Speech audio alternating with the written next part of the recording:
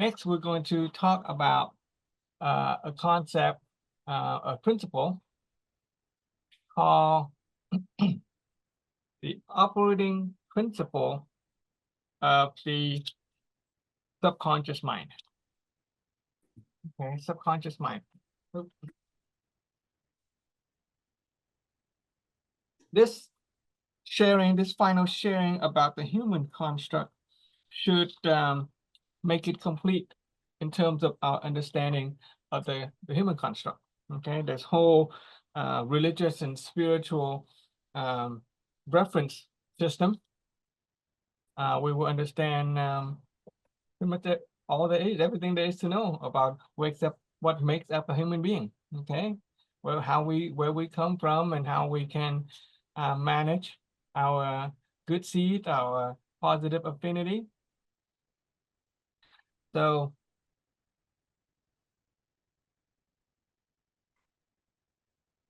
it's been 16 hours or so, 20 hours or so, and my voice is still good.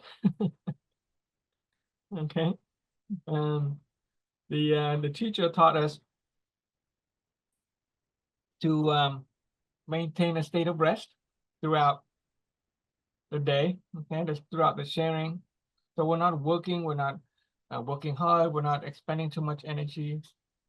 As I'm sitting here, I'm resting. As I'm sitting here, I'm taking care of my relationship health. I'm building my affinity with all of you.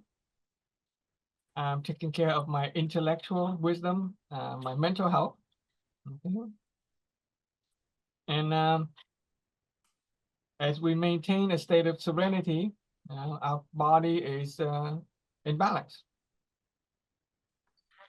So that's how I was able to talk for 20 hours straight, well, with a little bit of rest here and there, but not too long.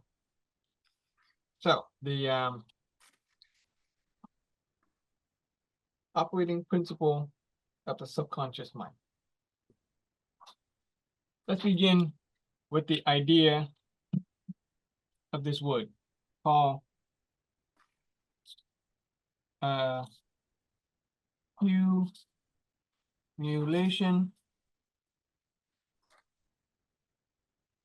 accumulation, and cultivation. Okay, accumulation and cultivation.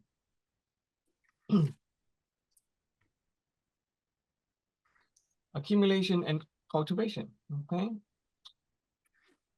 It's a process by which we gather the seeds that is going to make up our causality.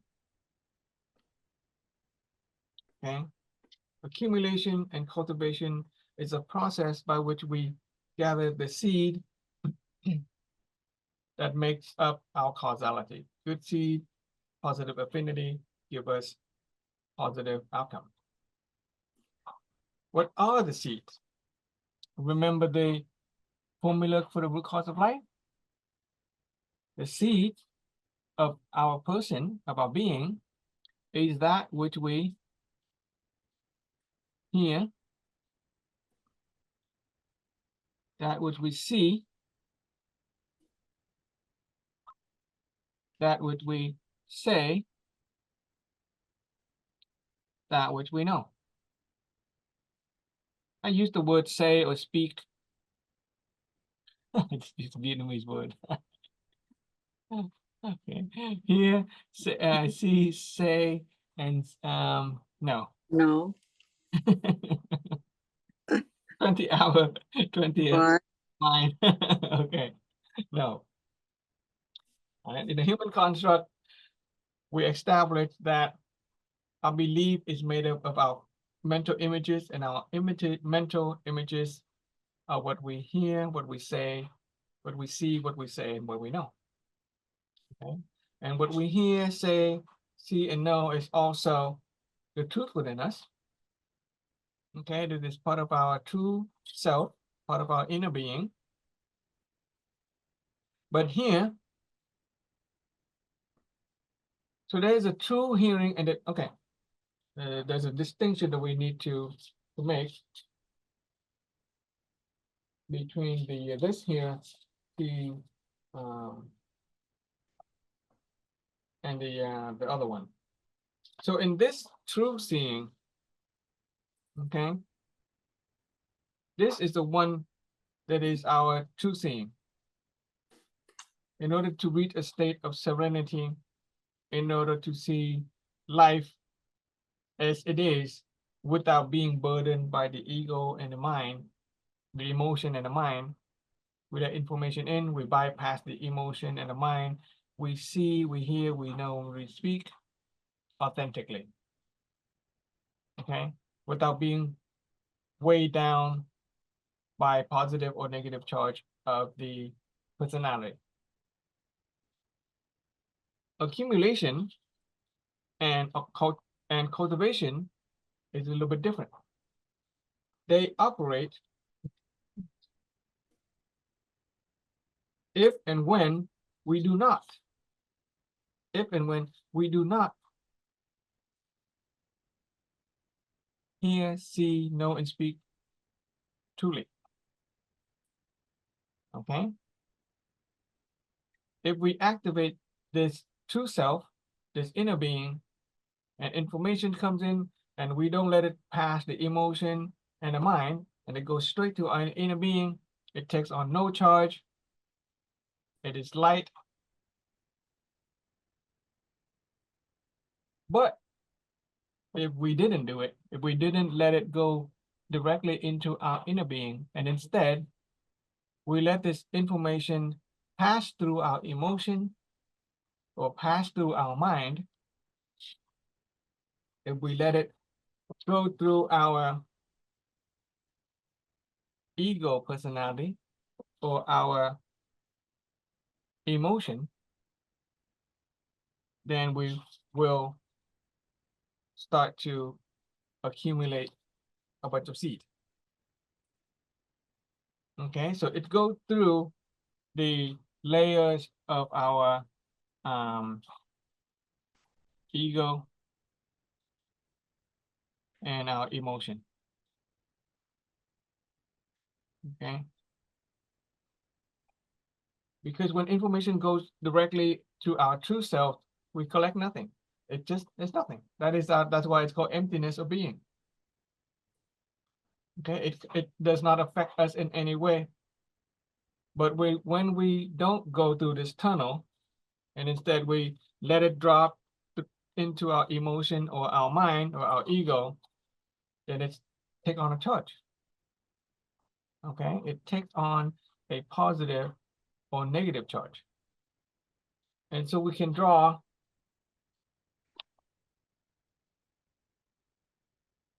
okay, you can draw this with me.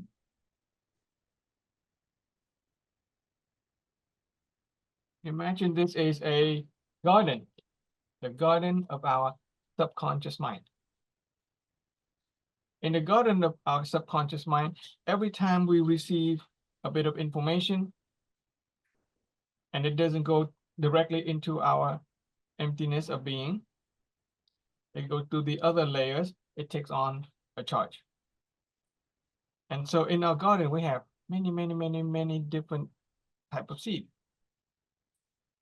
Okay, throughout our lives, before we study the philosophy of root education, before we rediscover our true self, we had let information come into us through our emotion and our mind, and they take on a positive or negative charge. And each one of them has a potential, a seed has a potential of growing into a tree, and that tree is going to bear fruit. Okay, so it can be a lot of trees, a lot of seed. Fortunately, there are only three types that we need to worry about. You can categorize all of those seed into just three different types. So we're going to use one color, use the purple one, okay, seed,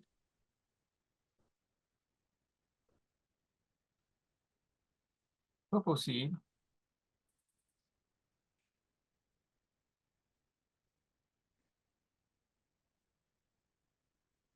Okay. This purple seed here represents knowledge.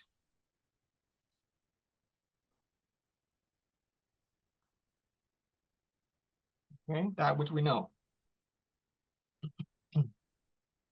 And along with that, we have a bunch of other seeds. We have some, let's say, blue-looking seed. Okay. These represent the seed that have already became fruit.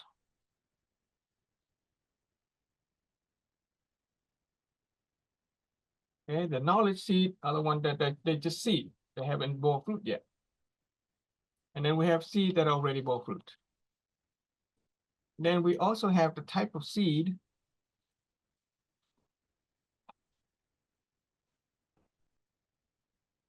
denoted with orange here.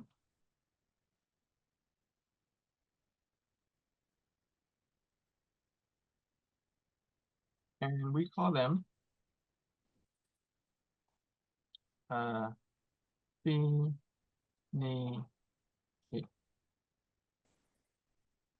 Affinity. Okay. And these seed, as I mentioned before, they carry a charge. They could be negative. They could be positive, or they could be balanced.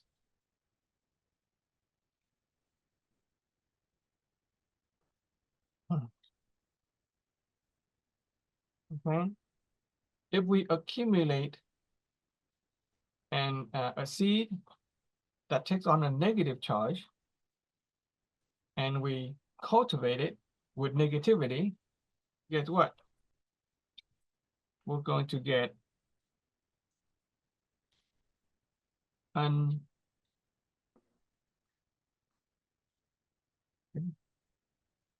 new and desirable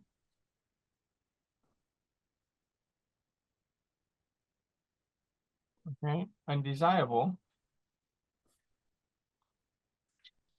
if we deposit a seed and it is positive one, and this is going to be desirable,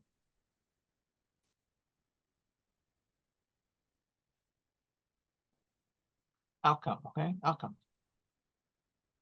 But if we deposit a seed and it doesn't take on any charge,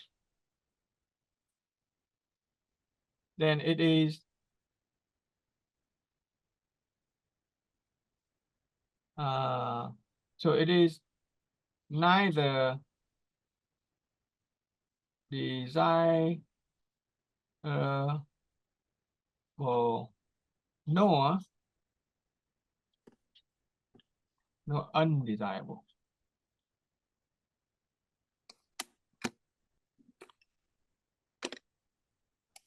I'll explain how all of this works.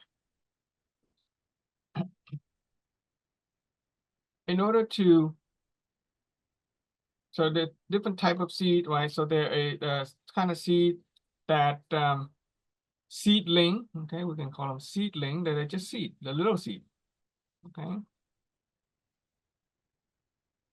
And there are the one tree with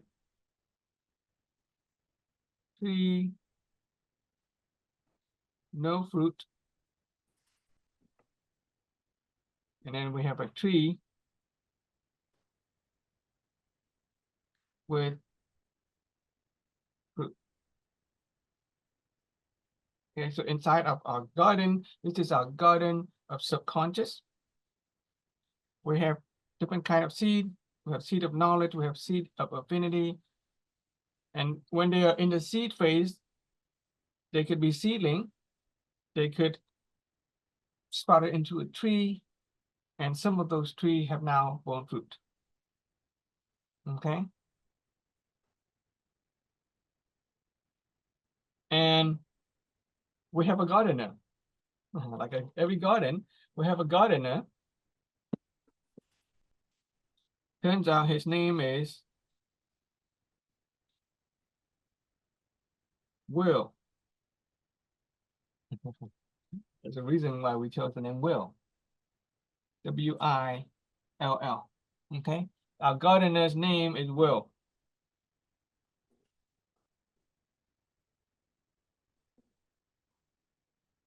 Every time we see or hear or say and know something, and we take on a positive or negative charge, it becomes a positive or negative seed. Every time we think about that thing, about that seed, if we think along a positive direction, then Mr. Will here will water it with a bunch of positive energy. If we think about something and we think of it along a negative direction with negative energy, then we're telling Mr. Will here to go and pour some negative energy on it. And if we think about something and we are neither positive or negative about it, then Mr. Will doesn't do anything. If Mr. Will doesn't do anything, then that seed will not grow. That seed will not grow into a tree, and that tree will not bear fruit. If we plant a negative seed, and every time we think about it, we feed it with negativity, Mr. Will pour negative energy, cultivate it, pour negative water or whatever, negative energy onto it, we build negativity. This is especially true with the affinity seed. It has to do with our interaction with other people. Every time we think about a person, the first moment we hear or see a person, we plant a seed. If we see that person and we have a negative experience, then we plant a negative affinity seed. And over time, every time we think about that person, if we think about a person negatively, Mr. Will is pouring negative energy. But every time we think about another person and we planted a positive seed and we pour positive energy, then that seed will eventually grow into a tree full of negativity. And that affinity tree will bear fruit, a lot of negative fruit. And guess what? We're going to reap a lot of negativity, negative fruit, with respect to that affinity tree, with respect to that person.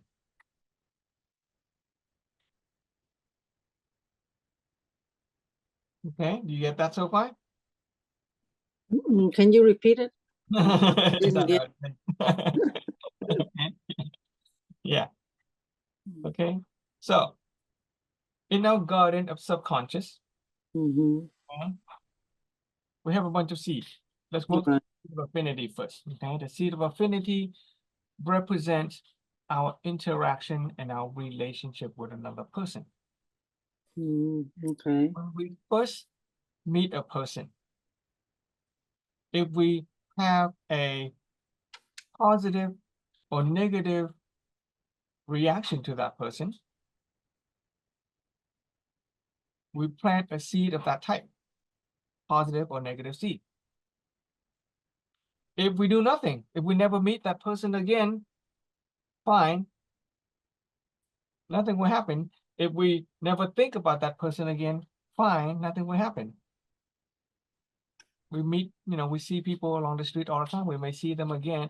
We see them the first time, we don't have any feelings, or even if we have a slight negative feeling or slight positive feeling.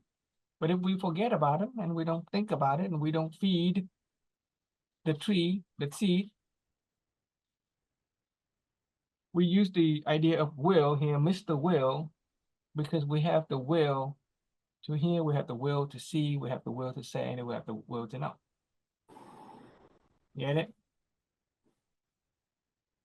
So every time we think about a person, if we think along a positive direction, we think positive of them. Maybe we're grateful to them. Maybe we are magnanimous with respect to them. We like them. We think they're beautiful. We think they are smart. We think positively of that person. What we're doing is subconsciously we're telling Mr. Will to cultivate the seed, pour positive energy into that affinity seed. And so our affinity with that person, through time, over time, it will grow into a tree, and it will bear fruit, a positive fruit. And so over time, our attraction with that person, our affinity with them would be positive. Just think, every time we think about our best friend, we have positive feelings. We think about our loved one, our children. Okay, we have children, we have good relationship. Every time we think about our relationship with our children or the person that we love, and we think positively, then our affinity with that person is going to bear fruit as a positive fruit, and it is going to be a desirable outcome. Right? That's a simple understanding. On the other hand, if we think about a person, we think of it as negative. We have negative emotion or negative mental analysis of them, okay? Because our subconscious activate in our ego and in our emotion. Whenever we think of a person, and if we have negative feelings or negative thought about a person, then we are accumulating negativity with respect to that person.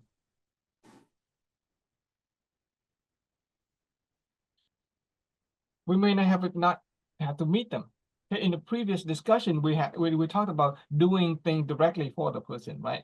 We do things for them. We cause them to feel happy. We cause them to suffer. That is our direct action to other people. But here, we're not even interacting with other person. We may just meet them one time, but that first time may be, let's say, having a negative experience, and we may never meet them again. But our memory, every time we think about that person, we feed it with negativity. Then our affinity with them will become more and more negative over time. And at some point, when we, let's say in this lifetime, if we meet them again, we're going to be very negative again. In fact, it could be worse, because through our own process of accumulation and cultivation, we have grown that tree. Even though that person may have not done anything to us, we haven't seen them in years, but our own mind, our own mental, our own ego, our own mental images, we have been creating mental images about that person that is in a negative direction. So when we happen to see that person again, oh, suddenly our affinity with that person is really negative. Our interaction, it's going to manifest in some negativity. Okay? That is within this lifetime. But what about the people that you have never met before, but suddenly when we first meet them, we have a certain affinity with them? Sometimes we just met the person at a party, and it feels like we have known them for a long time. We get along great. We talk, we share, we chat. We become best friends over a single conversation. Or for those of us who are fortunate to meet a spouse that we consider soulmate, match made in heaven, it feels like this person is right for us, even just a short amount of time. And then there's the other possibility. We meet somebody for the first time. Could be a party, could be at work. We have never interacted with them before, but just everything about them just makes our skin crawl. You just hate the person, or they hate you for no reason, right? Have we all experienced that? Yep. Somehow our affinity with another person just starts out negative. They say we start out on the wrong foot. It just starts out negative or start out positive, even though we have had no interaction with them in the past. Or in the past of this lifetime. So the only way to explain that affinity with another person when you first meet is to consider the possibility of having multiple lifetimes.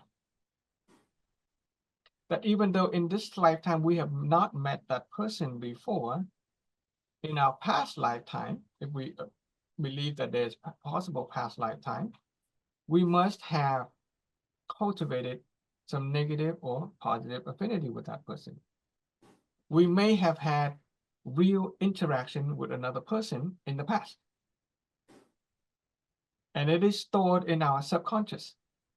Science has not been able to explain this because the science does not fully understand how the subconscious mind works. Right? The science can only say that we understand about 5% of our brain. But it seems that our mind reacts to a certain people with a certain direction, could be positive or negative, even before we get to know them or interact with them in this lifetime. And the explanation is that we did interact with them in the past lifetime.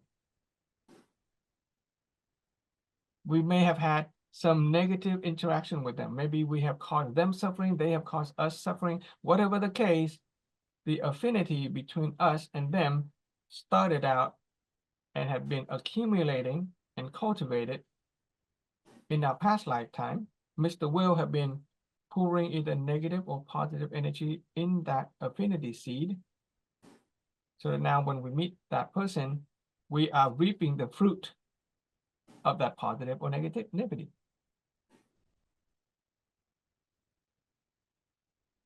Okay?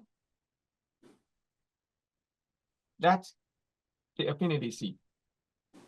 It explains why some people feel like soulmate and some people feel like nemesis and enemies, even though we haven't interacted with them. Yeah. Some people just feel like we have known each other since forever, because maybe you have known each other since forever. Or some people may feel like your arch enemy because maybe they have been your arch enemy in past lifetime. And for those of you who are still struggling with the idea of having multiple lifetimes, especially if we are Christian, we brought up Christian, we think only in one lifetime at a time. Consider the concept of purgatory in the Christian religion. Purgatory is said to be a place where we pay for our sin, and then we cultivate ourselves to become better person and more worthy of heaven. Right? What does it mean to pay for our sin? Is it not suffering? Is it not pain? Is it not undesirable circumstances? So if we believe in the law of causality, then we can extend that to past lifetime, and we say, well, it seems that this lifetime I am experiencing pain and suffering as a result of my past misdeed, or I'm experiencing undesirable circumstances with respect to my affinity with another person, it is me paying the price for my past negative actions. And it is also an opportunity for me to plant new seed, to cultivate new trees, and to bear new fruit. And so purgatory is not a bad thing. This life being purgatory is a wonderful opportunity to pay for all of our crimes and plant new possibility of going to heaven. How else can God be fair in judging us according to our sins and our doing and make us worthy of heaven, if not through the law of causality?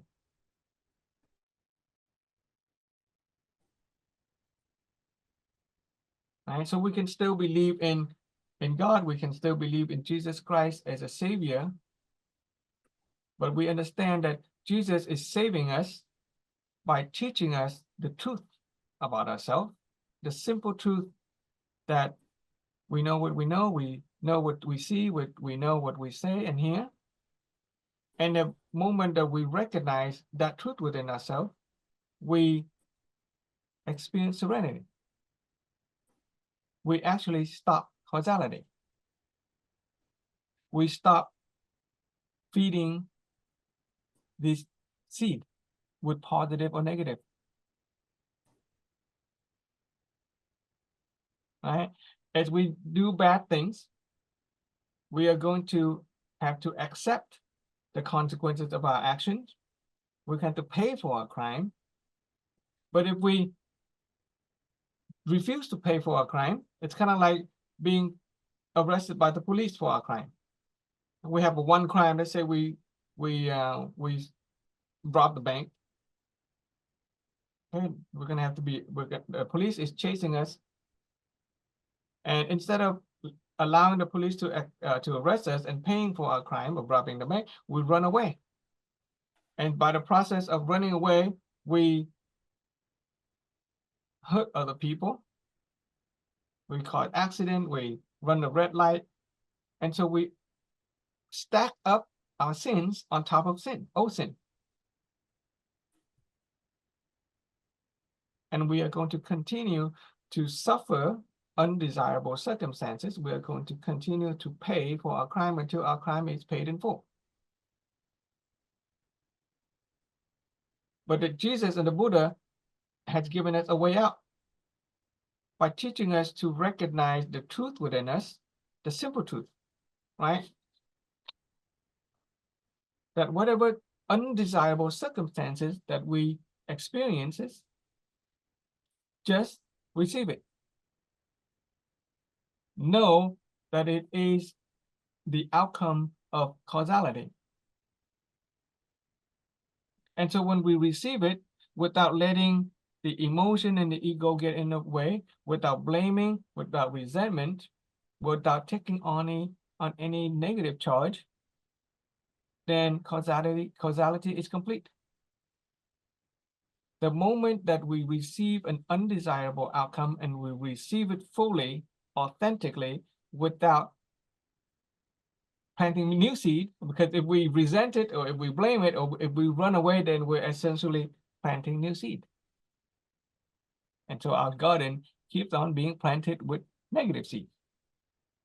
But the moment that we just receive whatever outcome that we receive with serenity, then that punishment is done.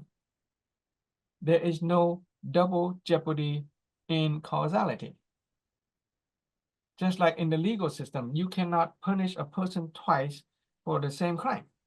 Once they have paid for the crime, you cannot try them again for that crime. It's called no double jeopardy. Okay, double jeopardy, being jeopardized, being in trouble for more than once for the same crime. So it's the same thing. In causality, no double jeopardy in causality.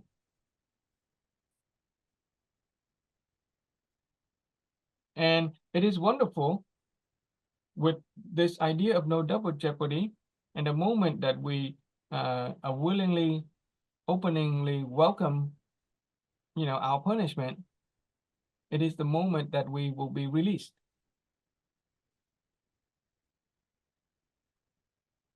Take the example in the Bible of the moment before Jesus died. On his left side, there is a criminal, and on his right side, there is also another criminal. Okay, they are both being punished for their crime.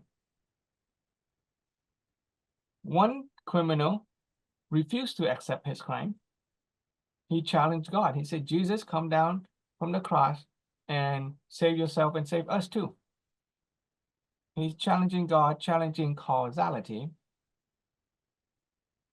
On the other hand, the criminal on the right side, he said, whoa, no, you and I, we deserve this punishment. He fully accept and welcome the punishment. And he said, Jesus, please take me to heaven. And Jesus said, yeah, today you will be with me in heaven.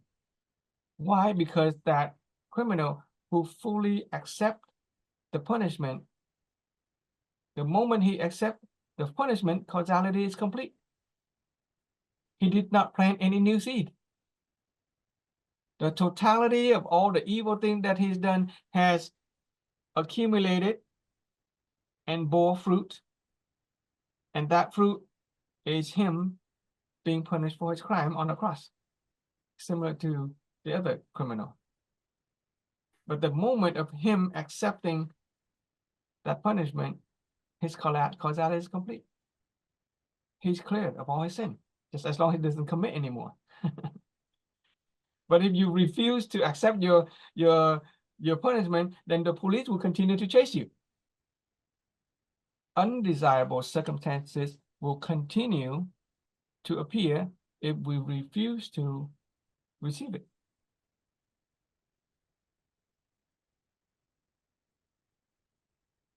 Okay?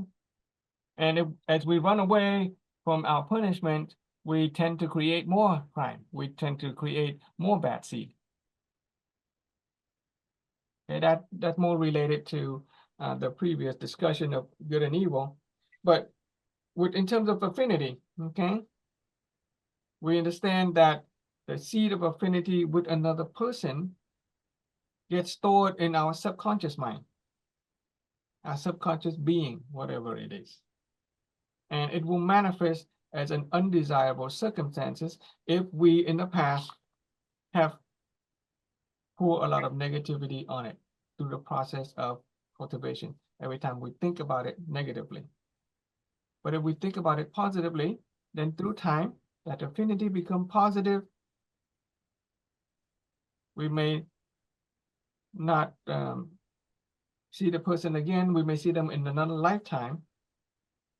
But when we first meet them again in another lifetime, your interaction, your relationship with them will be very positive. That's the only way to explain why, and how come we meet another person and we have a positive or negative attraction to that person. It is because affinity has bore fruit. Okay, so there's the other seed, the seed of knowledge. Okay, seed of knowledge. Every time we learn something, we plant a seed of knowledge.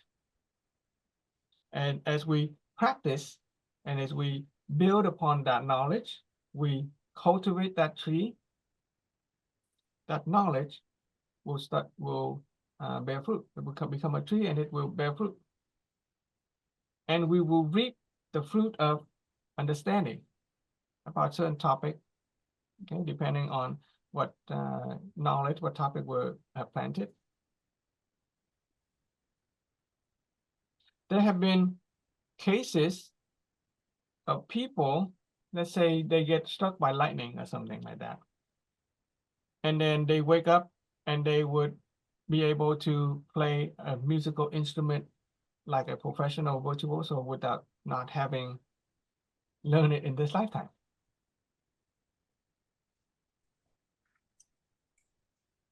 Or scientists, like let's say Nikola Tesla, Einstein,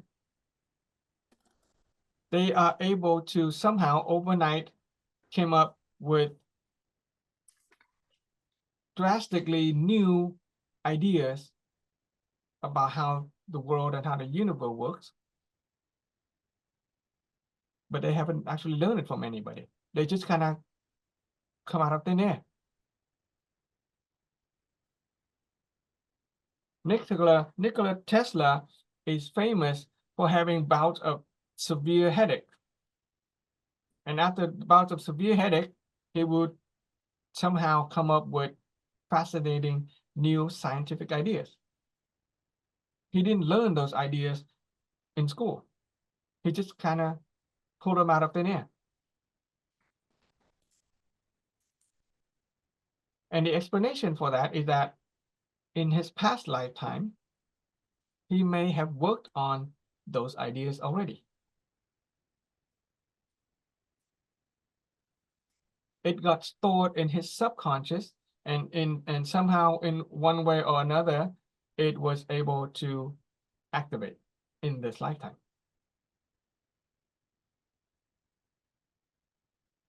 Okay. And so that is how the subconscious works. Every time we think about something, we cultivate it, we add energy to it.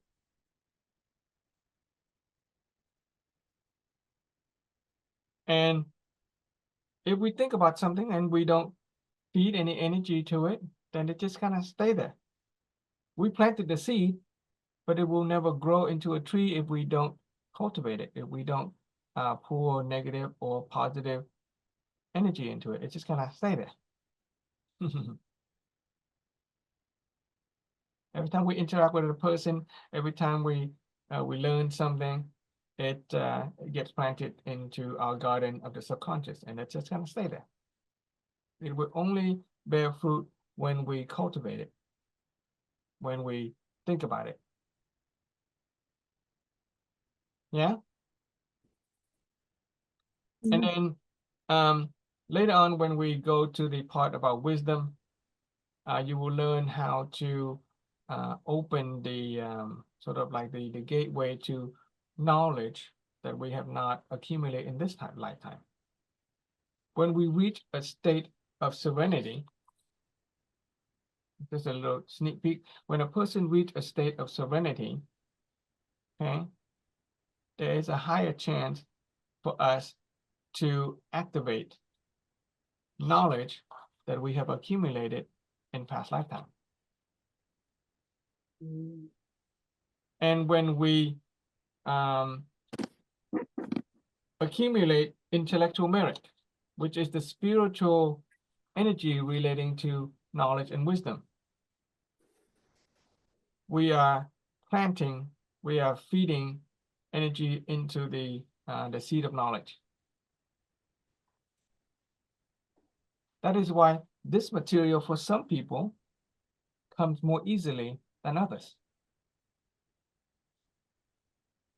It is possible that in their past lifetime, they have cultivated the seed of knowledge by learning about it and by sharing and helping other people raise their level of awareness. And so it comes more easily to them. It opened, it activate their tree, which have started to bear fruit. And so for each of us who are learning this philosophy, in order for us to easily understand the material and easily achieve a state of serenity in our true self, we should share it with other people. Okay, like the good fortune and bad fortune. You drop a stone into the pond. This time it is a stone of knowledge and wisdom. That stone will spread out, affect other people, raise their level of knowledge and wisdom, and it will bounce back. And so we will experience greater knowledge and wisdom. Like the thief on the cross with Jesus. Mm-hmm. He interacted with Jesus and he seen the good in Jesus. Yeah. Yeah. And he accepted he knew he was wrong. He Yeah. was he did was wrong, but Jesus was not, he was good. Mm-hmm. Did nothing wrong, and he's on the cross with them Well, bearing this. Jesus, Jesus being God, Jesus being God, the God nature of Jesus is all seeing, that is the Mhm. Father. But Jesus, the human side of Jesus, is human. Yeah. Yes. Human is subjected to the law of causality. Hmm. So during Jesus' lifetime, he planted some seed that ultimately bore fruit. That is the cross. When you read the history of Jesus's life, what he did, he criticized the Jews. He criticized the Yeah. government. He goes into the temple and he smashed everything and made a lot of people angry. That is causality. It works, right? People fear that Jesus would become a King Herod, right? Whatever Hmm. Jesus said or did, he caused King Herod to think that Jesus would overtake his throne. Right? He caused the human being, he accumulated some negativity in terms of his affinity with the human being, some human being in that world, some Jewish in that world. He criticized a lot of people. He criticized the Pharisees. He criticized everybody. So when you criticize people, you cause them to go negative. You deposit a negative seed into your bad fortune account, and you're going to reap the fruit. Hmm. They wanted to kill him, and so they did. That is just the human side of Jesus. That is causality. God, God is very fair. Even Jesus operates under the will of the Father, which is, the will of causality. And he had to suffer the consequence of being human. Right? That is his new human nature. He had the 16 human nature, right? Jesus had the human nature. He had judgment. He had a certain degree of pride and anger. Jesus got angry, right? He got very angry. And the thing he said, the thing he did, caused other human beings to respond in such a way that resulted in his being killed on the cross. And for that thief, all his life he lived as a thief. He was bad, Yeah. bad. And then that last minute of Mhm. his life, he's awakened to awareness. He saw his inner image. He changed because he saw Jesus was good, and he's Mhm. giving up his life for him, Yeah. basically. So Yeah. Jesus, despite all the negative seed that he's planted for some people, Jesus also planted a lot of positive seed. He was the kind of seed that Jesus planted Yeah. was intellectual merit, caused Hmm. a lot of people to understood the truth about themselves, about peace, caused a lot of people to go positive in terms of the skepticism, the trust, faith. Hmm. So from Jesus's work, just 3 years worth of work spawned the entire religion that now takes up over a quarter of the entire world's population, over 2 billion Christians in the world. And a lot of that is built on the positive side of the skepticism, faith, trust, and faith. So people trust in God. Somehow he affected the people's, trust and faith in God. Hmm. And the positive side of desire, right? Love, charity for other people. So instead of being selfish for yourself, Christians are going out there and they're creating charitable mission and they're helping other people. It is desire for other people's benefit. And at the Yeah. same time, Christians are also finding ways to achieve a state of serenity. Catholic use the confession as a way of achieving a state of serenity. It is not about, all my fault, I'm blaming myself. No, it is about, okay, I see what I've done wrong. I offer it to God. I accept it. Causality ends. Serenity. It's like all those people that live a good life, but they're still not aware. Yeah. They haven't got the awareness. They live a really good life, but they haven't got the awareness of their inner being. Mhm. Actually, are. The advantage of our philosophy here is that once you recognize that truth within you, once you know how to stop causality, Mhm. we accept all things as they come, and we don't plant new seed, and we just receive every outcome that we receive, then eventually, basically, we eat all the fruit. We eat all the bad fruit, and we don't plant any new bad fruit. Eventually, our garden will be nothing but good fruit. And that will be a state of being that is peace. If we want to live in a life that is full of sort of material and relationship positivity, then we work on helping other people become happy. We invest in helping other people become happy. We invest in our good fortune so that our next life will be better off. People who are rich, people who are happy and healthy is because they have invested a lot of their time and effort in the past life in making other people happy. And so now they are reaping the reward of it. Of course, if we use up our good fortune, then that fortune would be eventually be depleted.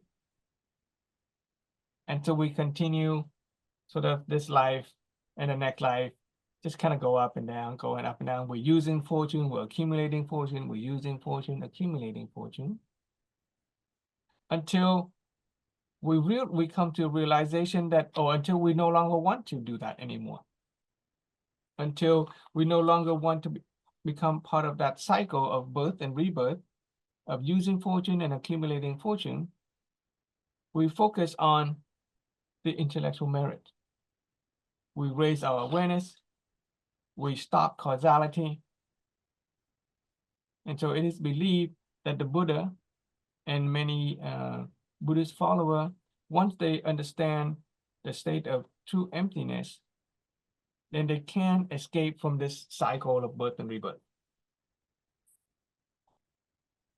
And in fact, the kingdom of God is kind of like that as well. I think they are the one and the same. To come back to the state of being where we are no longer tied down by our emotion and our mind. Okay. We are truly at peace. We are truly children. We just receive, we just hear and see. We're totally empty. And if the world can experience that emptiness, that serenity, that to be a nice world, to be the kingdom of God on earth. Okay, and that's all we, so the human construct, so now we have the idea of I'm going to use the word, I'm going to avoid, see if I can avoid using the word karma. And we're going to call it total, for now, we're just going to call it total causality. Causality. Okay, which include our knowledge, which include our total causal knowledge. Okay, we have our fruit and we have our seed. So total causal knowledge is a collection of all the knowledges that we have accumulated from countless lifetimes. Okay? Total causal knowledge is all the knowledges that we have accumulated in the sum of all our lifetimes. We have oh, this is not seed. Okay, so yeah, this is, okay, that's wrong. So we have the knowledge, we have the fruit, and this one is affinity. Okay, we have the total causal affinity. Okay, total causal affinity, which means it is our affinity, our relationship with other people that have been accumulated and cultivated throughout countless lifetimes. Okay, total causality, total causal knowledge, total causal affinity, and total causal outcome, which are the fruits. Marianne's asleep. Okay. Okay. Any questions so far? The garden of our subconscious. So this concept just to help us to understand why we like a person, you know, when we just met them for the first time ever, and why we hate that person when we just see them for the first time. And it opens up another choice. Okay, it opens up a choice. So whereas, right, so it's important that we come to that conclusion, otherwise it's meaningless. So the choice is changed to change our what is it? Before we understand Mental image. all of that together, so before we had this understanding, we were subjected to fate. Okay, causality determines our fate, determined what we are going to get as an outcome. We cannot escape it because of the law of causality. We cannot escape it because all the choices that we've made in life in the past, we are compatible with it, and we're going to receive the outcome. Fate or predetermination is something that we cannot escape.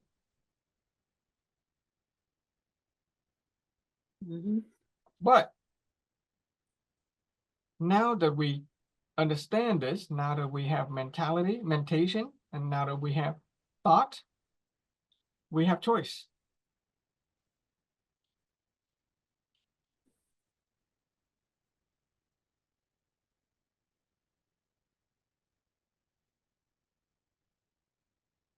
So what we get is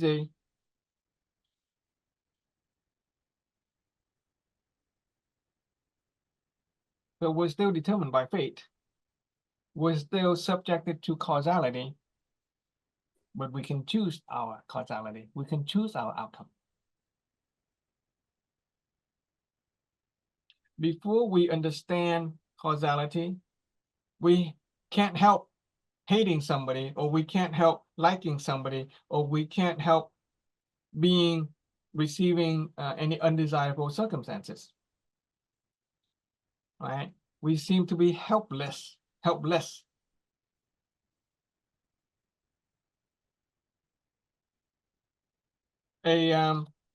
the Jewish tradition, right, back to the Christian religion. Christian religion is built upon the Jewish religion. So I have a question. So fate mean in Vietnamese what is tổng nghiệp á hả? Talking about tổng nghiệp. No, yet. Định mệnh. Oh, định mệnh. Okay.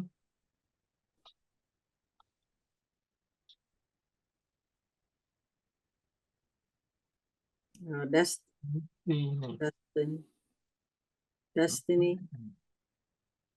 So before we Let me tell a little bit about the Jewish people. The Jewish people during Jesus' time, there are people who believe in multiple lifetimes, or and those who don't. Some of them, there's the Pharisees and then the Sadducees. Okay, some believe that there's life after death. Some believe that just there's life. There are those who believe that illnesses is a reflection of sin,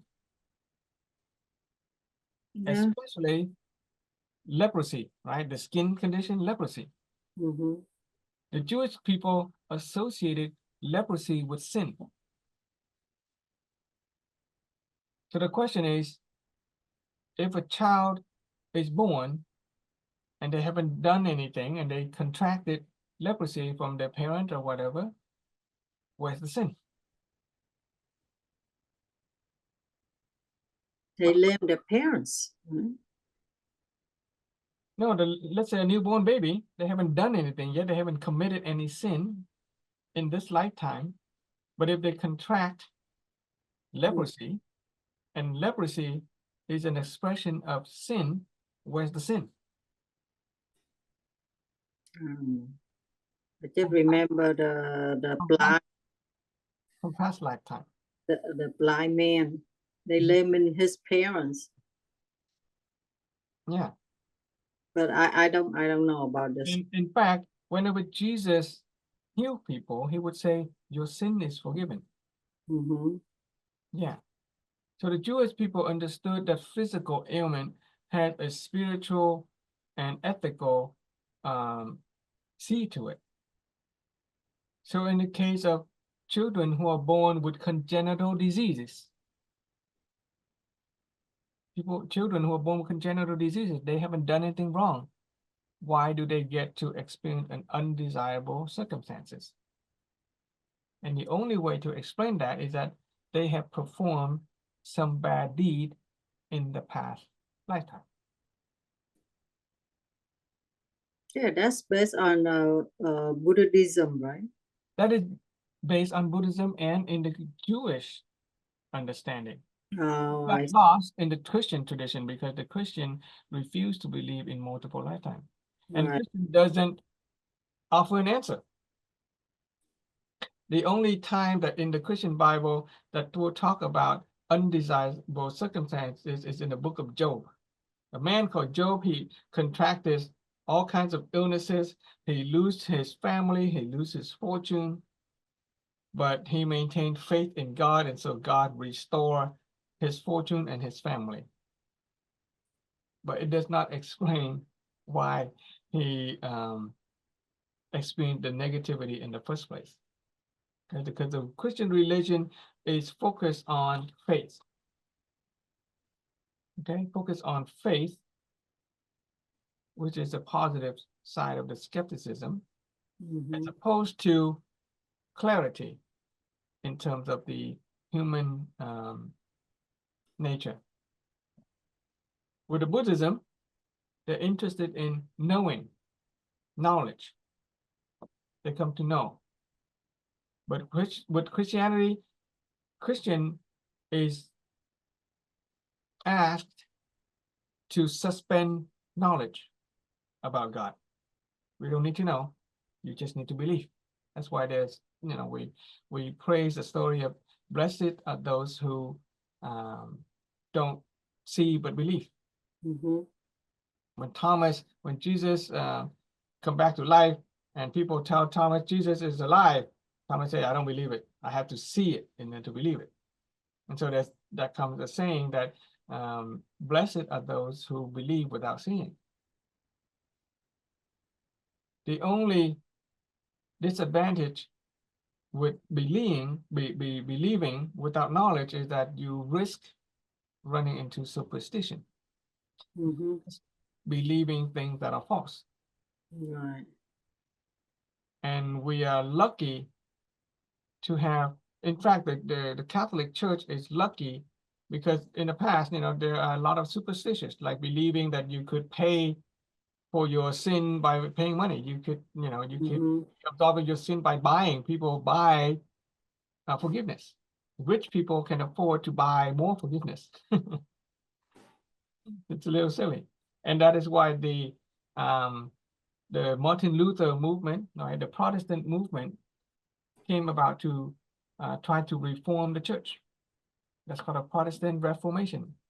Try to reform the church to go back into more about knowledge, about the truth, about the Bible. But even then, there is still very little emphasis on discovering the truth within us. So we are forced to look outside of the Christian tradition in order to explain that phrase, the truth, you will know the truth, and the truth will set you free.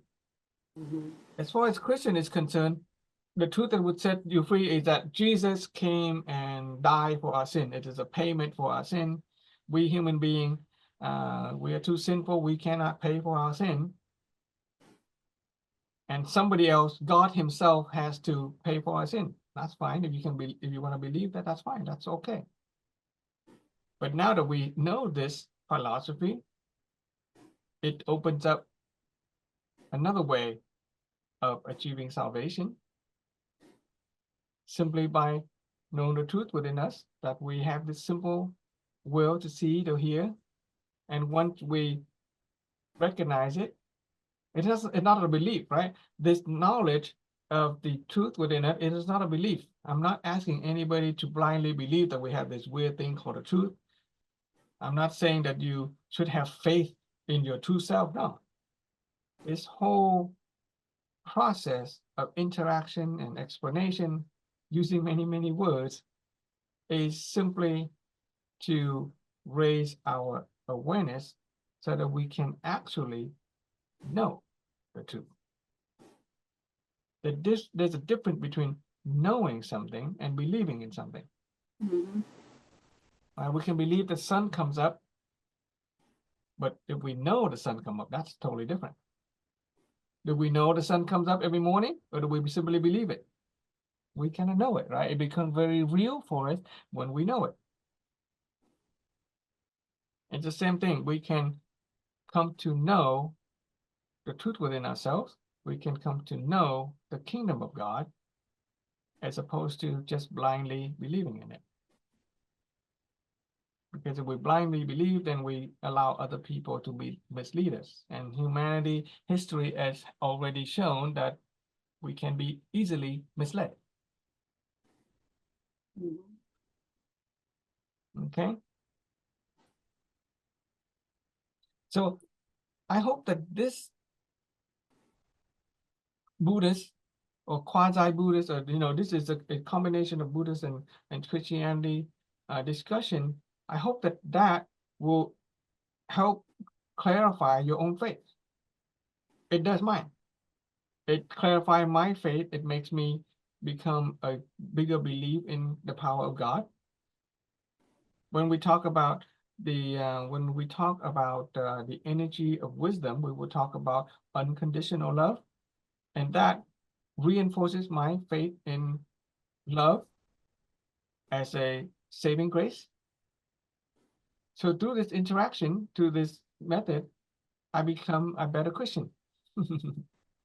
I didn't lose my faith. I have stronger faith in God now than ever. It becomes easier for me to be loving, whereas before, with blind faith, you don't know why you should love other people. The explanation that the priest and the Bible wasn't enough to help a massive amount of people to understand love and peace and forgiveness. Yep. Yeah. Thanks to Master Tuan. And this philosophy of, what is it again? Root education. Philosophy of root education. Okay. Yeah, thanks. Yeah, that's what I was saying. Since I know about this knowledge, I understand Bible better. Yeah, I do. Yeah. Before I just like, why this happened? Why? But nobody can explain it. Mm. Okay.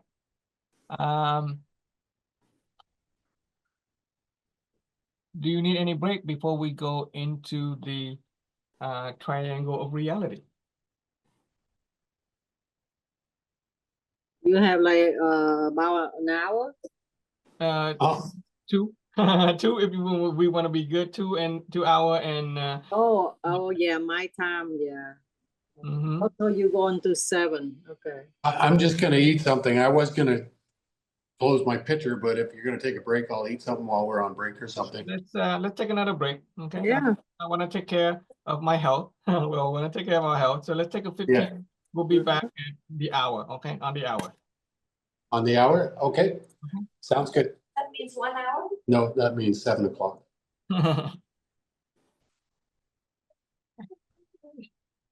Second.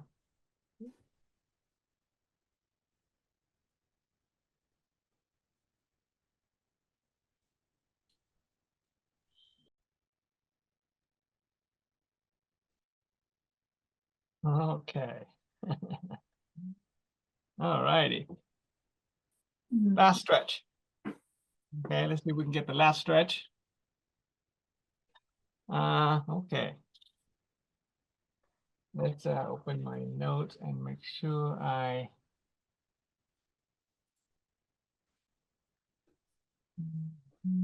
Can I listen to the video because I have rehearsal at 7, so I have to get ready by 6. 6 o'clock I have to get ready. Where are you going? A rehearsal, cả đoàn á. You went a 12-hour and then you're gonna stay awake some more to create value for other people.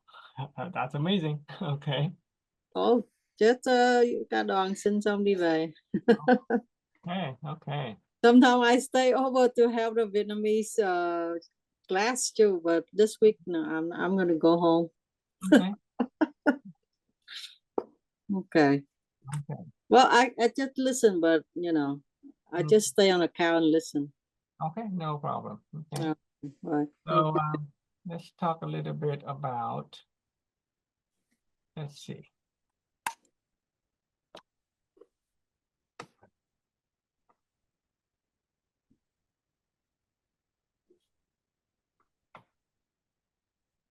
Okay.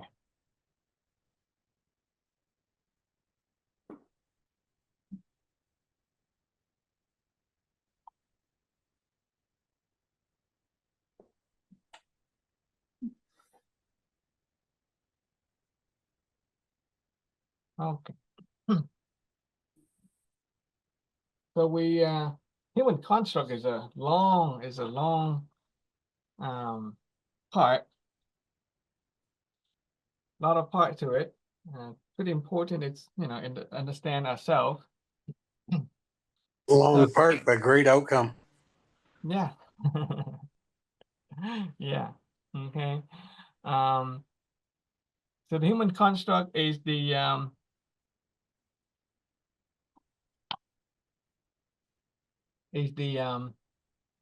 religious and spiritual take on causality. Okay. The formula for the root cause of life is a scientific outtake.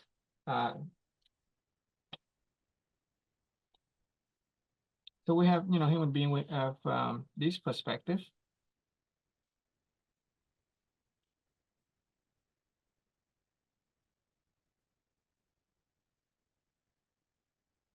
Okay. We have the scientific perspective. We have the religion, spirituality perspective. And then we have the other, which could be common sense. Okay. The scientific perspective, we use the root cause formula because the scientific hypothesis begins with hypothesis with the end of the outcome, the final outcome in mind. and they work backward. Okay, they propose what the final outcome look like, and they try to come up with an experiment to prove it. And so with the root cause formula, we begin with the final outcome in mind, our mental images, and we work backward in trying to create the kind of belief, the kind of choices that will lead us to the final outcome. Religion and spirituality, we also look at, all of this is trying to look at causality of the, what the kind of good seed, what kind of good affinity. And now we're gonna look at the sort of a common sense with a little bit of science attached to it as well, called the reality triangle. In fact, we've been using the reality triangle. We just haven't explained what they are just yet. So with the reality triangle,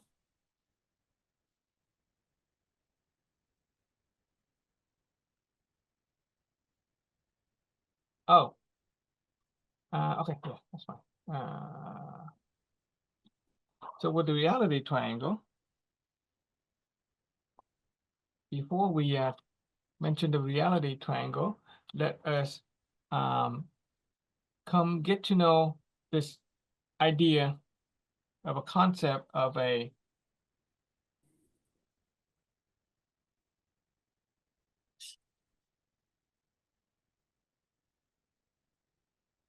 physical manifestation.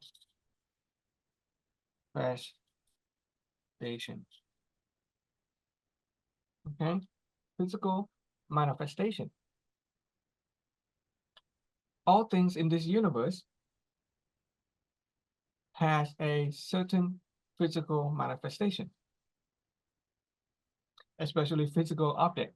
We already went over the whole vibrational energy frequency thing, right? There's the object, matter, physical matter, okay? Matter, material, physical manifestation. An object has a physical manifestation when it is something that we can see, or we can feel, or we can sense. And in our sense, in our understanding, since we have expanded our awareness, a physical manifestation could be something that we become aware of, even if we can't feel it or see it. But from a scientific perspective, you take a physical object. A physical object has a certain physical manifestation. Let's take a look at lead and gold. Right? Lead, the element of lead and the element of gold. Lead and gold each has a specific physical manifestation. The physical manifestation of lead is kind of dull and grayish. The physical manifestation of gold is yellow, shiny, right? Lead and gold are different in physical manifestation. We can see it, okay?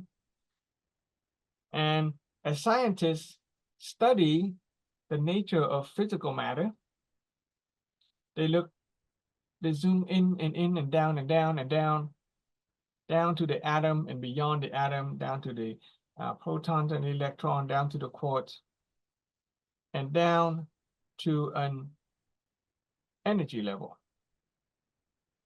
They discover that different object has different physical manifestation because they have different energy vibration. All right, they have different energy vibration, and we already talked about that. If we're in resonance with a certain thing, then we will be able to perceive it. But an object has a physical manifestation, and that physical manifestation came about as a result of the energy vibration. So lead is different from gold is because lead has a different energy vibration than gold. Scientists can, when they try to explore, say a mine or something like that, if they try to mine for mineral or something like that, they can use a machine that sends a certain vibration down, and that vibration reflect back up, and a machine can determine what kind of material is in the ground before they have to dig it up. Because each material has a energy vibration, and from that energy vibration, they know what kind of material is in the ground. When astronomers look at the stars, different stars in the sky, they can tell what that star is made of. Or if they look at a planet, they look at Mars, they look at Jupiter, they can tell what those planets are made of physically without touching it by measuring the energy vibration. The energy vibration come in specific pattern that is only specific to that element. That's why nowadays, astronomers and scientists, they have been able to catalog thousands and thousands of stars and planets in far, far away galaxies without being there, but they can tell what those stars and what those planets are made of because they can measure the energy vibration. Therefore, the energy vibration of a physical object give rise to its physical manifestation. Right? There is something about lead, the way the energy of lead vibrates give lead that dull looking gray color. And then the way gold vibrates energy-wise give gold that luster, that gold shiny look. And as the scientists dig deeper, they look even closer down to the bottom level, down to the fundamental particle level, they discovered that each element has a different set of energy vibration because of the makeup, the fundamental makeup. Lead has a certain amount of protons and neutrons and electrons. Gold has a different set amount of protons, neutrons, and electrons. And they simply call it information. Okay, information. It is the information contained inside a material object that give rise to its energy vibration, which then give rise to its physical manifestation. Okay.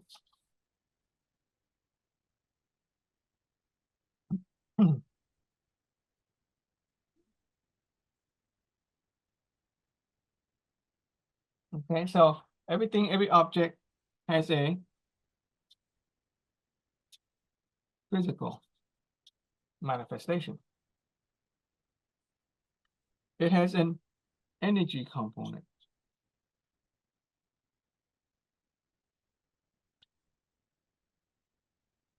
The energy component gives rise to the physical manifestation. The energy component came about as a result of the fundamental information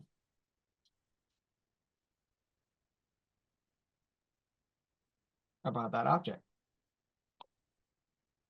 The arrangement of the atoms, the protons and the electrons, that's information. And so as a result, the scientists say that if you know an information, the basic information about any object, then you can know its energy and you can know its physical manifestation. Not only that, in terms of when it comes to science, you know, there are many more information like an object's position and velocity.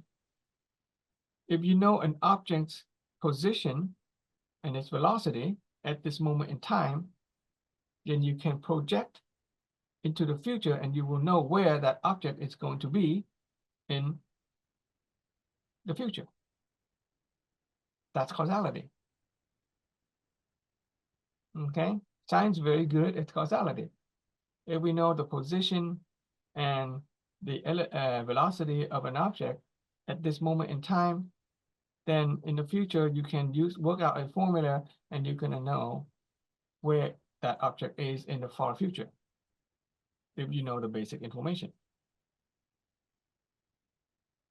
So we can apply this same idea to the human experience. It turns out that for now, we're going to work with the idea that when it comes to the human experience, things like happiness also has a physical manifestation, right? Happiness. Can we see happiness? Can we feel happiness? Yeah, we can see happiness. We can feel happiness. We can tell when somebody's happy. We can tell when we are happy. Happiness has a certain physical manifestation. And so we get to ask, oh, okay, so if there is a physical manifestation to happiness, there must be some energy component. There must be some information component. Okay? Good health, harmonious relationship. There's a physical manifestation of a harmonious relationship. And there must be an energy component to a harmonious relationship. And there must be an information component to harmonious relationship. And all we need to do is find out what is the information of happiness, what is the information of healthy relationship, good health. Then from there we can work out the energy component, and then we can work out the physical manifestation. In other words, if we want the outcome of happiness, all we need to know is the information about happiness. If we want the outcome, which is a physical manifestation of good health, all we need to know is what is the basic information about good health. Okay? Same with great finance. If we want to know, if we want to have the result, an outcome of good finance, all we gotta do is find out what kind of information is needed in order to experience a life of good finance. So this is a reality triangle.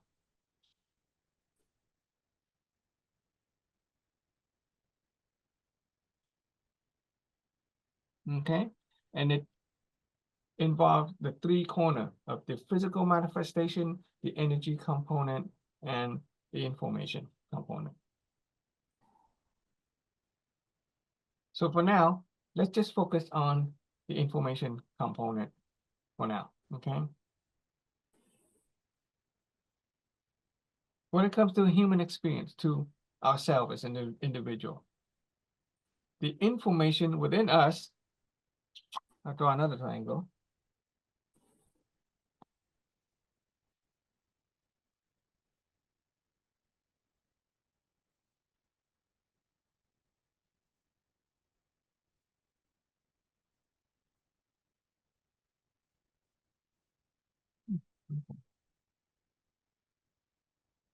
With information within us, what kind of, we're still looking for the core seed, right? We're still looking for the seed that will bring about the kind of positive affinity that will give us the desirable fruit that we want in life. Okay, in fact, this triangle can be expanded. Maybe we can expand it with just one triangle.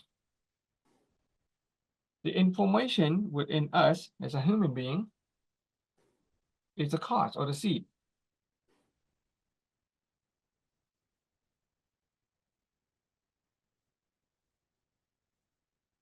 The outcome is the fruit. Okay, whatever we desire. Desired fruit. The seed and the desired fruit, multiple. Okay. And we already discovered that the energy component of a desired outcome or desired fruit is the affinity. Okay. In fact, the formula says good seed plus positive affinity equals desired fruit. That formula fits nicely into the reality triangle.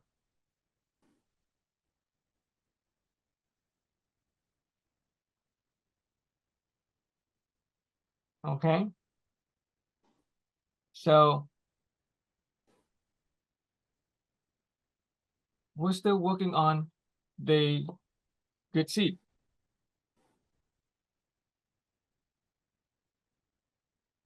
So let me explain. Let me expand.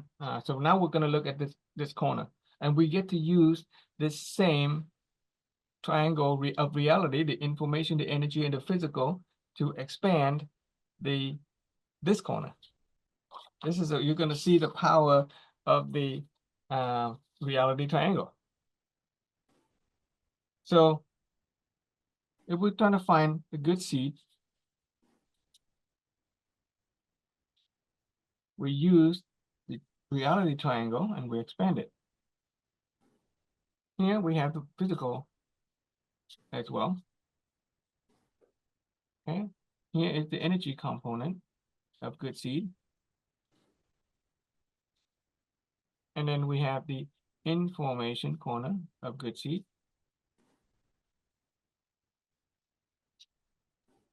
Okay. In the physical corner of the good seed, we used the reference system of, we used mental images, remember?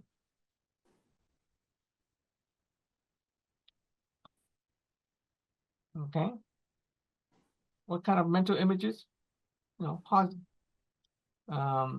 good images. Okay, good mental images. In the energy component, right, the affinity with people, there is that idea of the two account, right? The good fortune and merit. We talk about energy. It's a spiritual, ethical energy of good fortune and merit that will attract positive affinity that will help us bring about the fruit. And then in the information corner, we will discuss it in a little bit. The information within us, the core seed within us, is called the source concept. Okay. We want favorable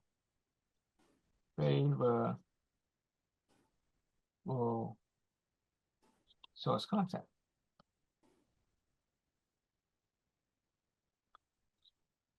And remember the seven candles right? We say if we want to experience the life of, the life that is good and desirable, we have to light up 7 candles. Total health, total wealth. And then there's the non-material aspect, and then there's the physical aspect of ourselves. In order to build the good seed within us, we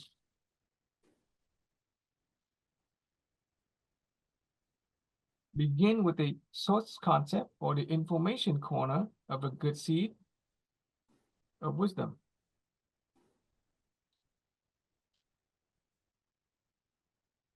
With good wisdom, that give rise to a type of energy. Okay, this is wisdom. Give rise to a type of energy that we call attitude.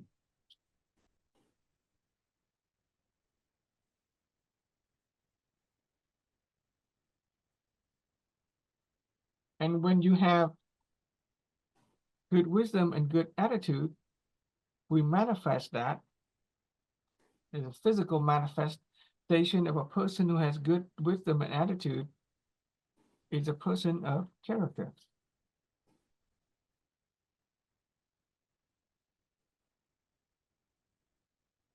Okay?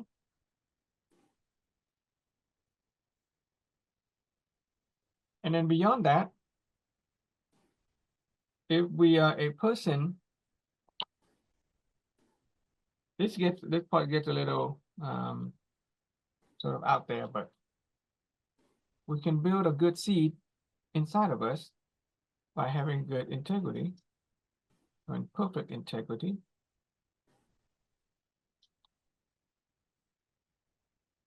We need capability, okay?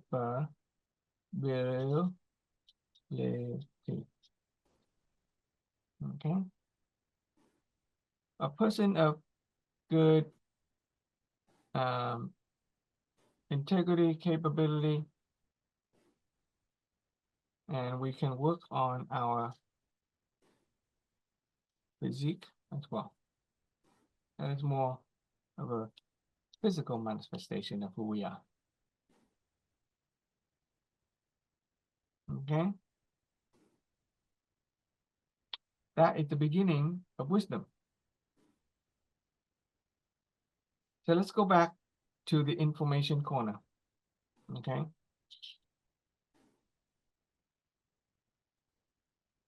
So the good seed within us, or the information within us, okay? What is the information?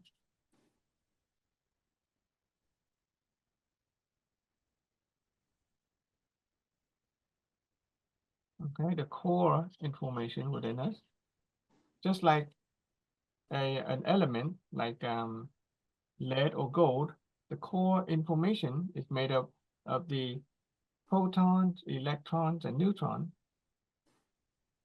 When it comes to a human being, the core information is made up of what we know, what we believe,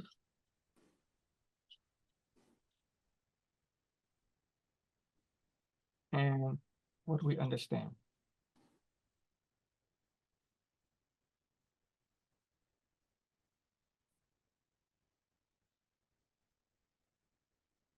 The reality triangle has been expanded to explain the core information.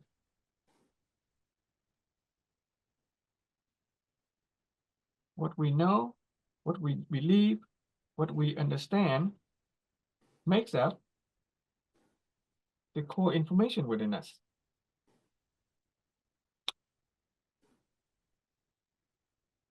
Okay? What we know, what we believe, what we understand makes up the core information within us. And you kind of see that what we know is the information corner. What we believe, that is an energy.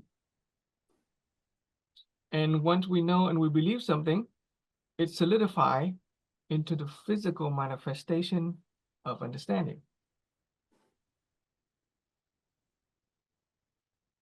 Okay. So once again, what we know, what we believe, and what we understand makes up core information about us. So if we want to have the kind of core seed that is good, then we should know and believe and understand in a way that is good. So when we talk about happiness, then the core information that we have about happiness is defined as what we know, what we believe, and what we understand about happiness.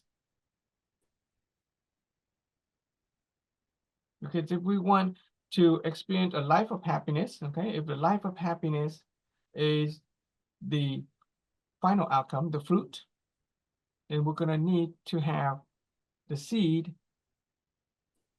of happiness. And the seed of happiness is the core information about happiness. And the core information about happiness is broken down to what we know, what we believe, and what we understand about happiness.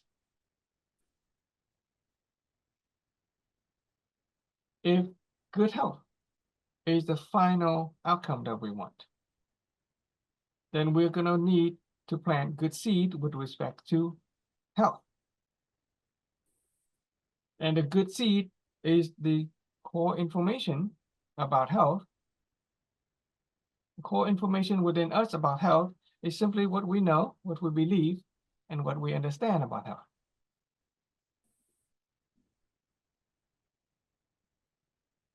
Okay? If happiness, if healthy marriage or harmonious marriage is the fruit that we want to reap, then the core information about harmonious marriage is simply what we know, what we believe, and what we understand about harmonious marriage.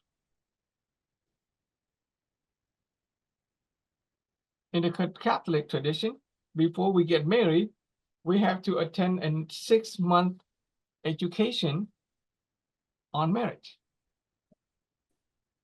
We work on our knowledge, belief, and understanding about marriage. And as a result, the chance of a harmonious marriage in a Catholic family is a little bit higher. Unfortunately, the knowledge, belief, and understanding isn't complete. So there's still plenty of divorces, even in Catholic marriages. That just goes to say that the knowledge, belief, and understanding is incomplete. So if we want a happy and harmonious marriage, we need to come to a full grasp, a complete understanding, a complete belief, and complete knowledge about what it means to have a happy and healthy and harmonious marriage. Okay? If we want good finance, when we think about finance, what we know, what we believe, what we understand about finance represent our core information about finance, which are our source concept about finance, which is the good seed about finance, which will eventually bear good fruit when it comes to finance.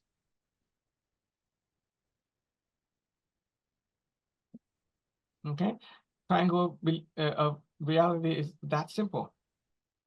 If we want to understand the core seed, we just expand it into what we know, what we believe, and what we understand. When we think about exercise, okay, when we think about exercise, what do we know about exercise? What are our beliefs about exercise, and what do we understand about exercise? That makes up our core information, which makes up our source concept. We call that source concept. The core information is a source concept from the source. from that source, we can build a complete understanding of exercise. Yeah. How about investment? Many people invest and they fail or they succeed. But those who succeed are the people who have appropriate core information, core knowledge. What they know and what they believe and what they understand about investment represent their source concept about investment, and thereby represent their outcome when it comes to investment. Okay.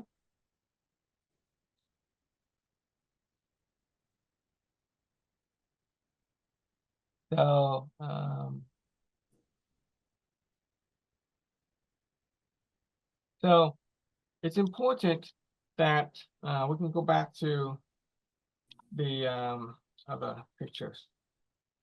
Physical, okay? So there's a physical and the information and the energy. In order to have a physical manifestation of something like, let's say, good health, we have to have the good information or good source concept. We have to have good fortune and merit. We have the good energy related to it.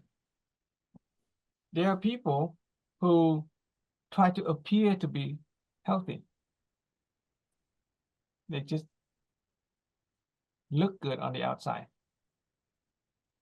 But on the inside, they don't understand, or they don't know, or they don't have a right belief about good health. Then whatever the physical expression isn't going to last.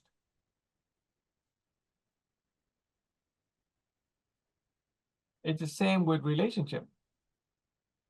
Some people seem to have a good relationship for a short while, but if they don't have good source concept about relationship, if they don't have good fortune and merit, remember fortune and merit had to do with the affinity, help causing other people to become positive. If they don't have good fortune and merit, if they don't have good mental images, then whatever happy relationship they have isn't going to be very stable. They just happen to be fortunate, or they happen to be lucky for a certain amount of time. So in order to have a outcome to be stable and lasting, we had to have all aspects of the reality triangle. We have to have the physical, the energy, and the information.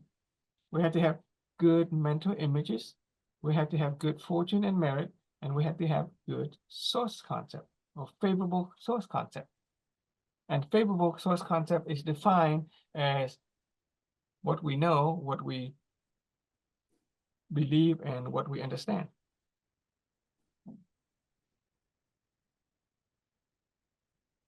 You guys get that part so far?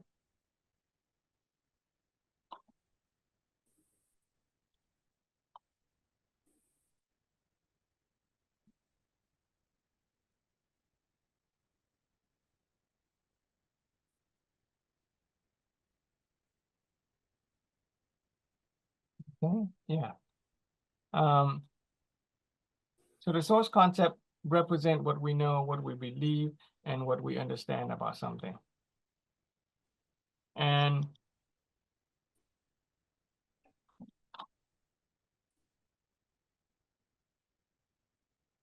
when we have good source concept, okay, I think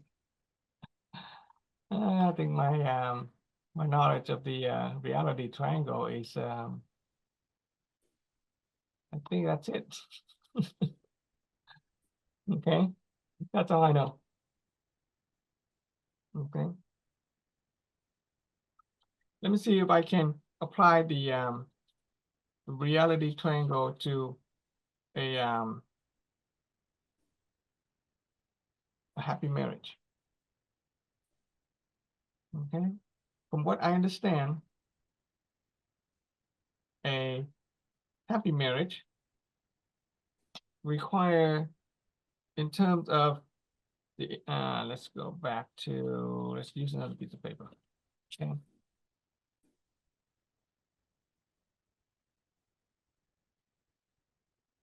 Okay, so this is a triangle of reality of happy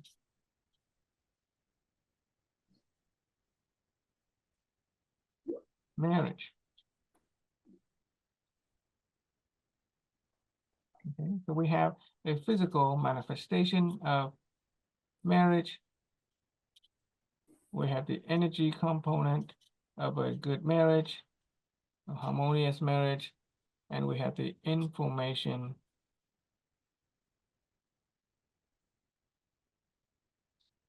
corner of a happy marriage. A physical manifestation of a happy marriage is two people on the same path in life. The longer we stay on the same path, the longer the happy marriage is lasting. That's how we can, how long, how long we can stay together. That's what they say. That would mean when it says same path. The energy component of a happy marriage is the same agreement.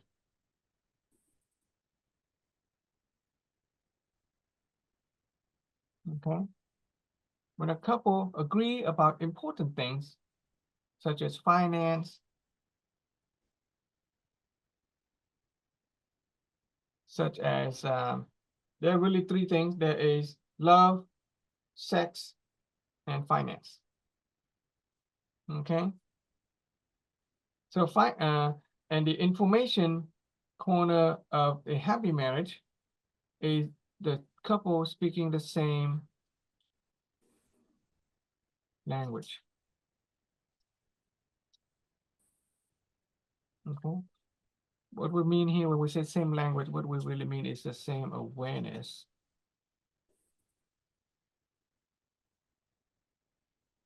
Okay. About what?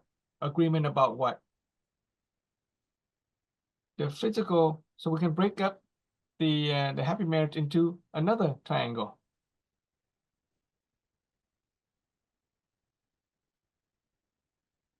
There is the three aspect of a happy marriage. It is finance. It is a very material, okay, physical material, finance. It's a big aspect of a happy marriage, a very material aspect of the finance. From the information, which is awareness, and the language, do we have the same awareness about love?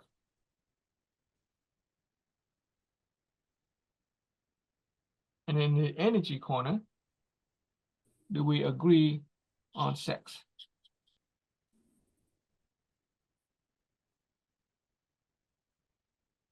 In a divorce court, when a couple file for divorce, oftentimes there is a mediator or somebody who might offer the last chance possibility of reconciliation.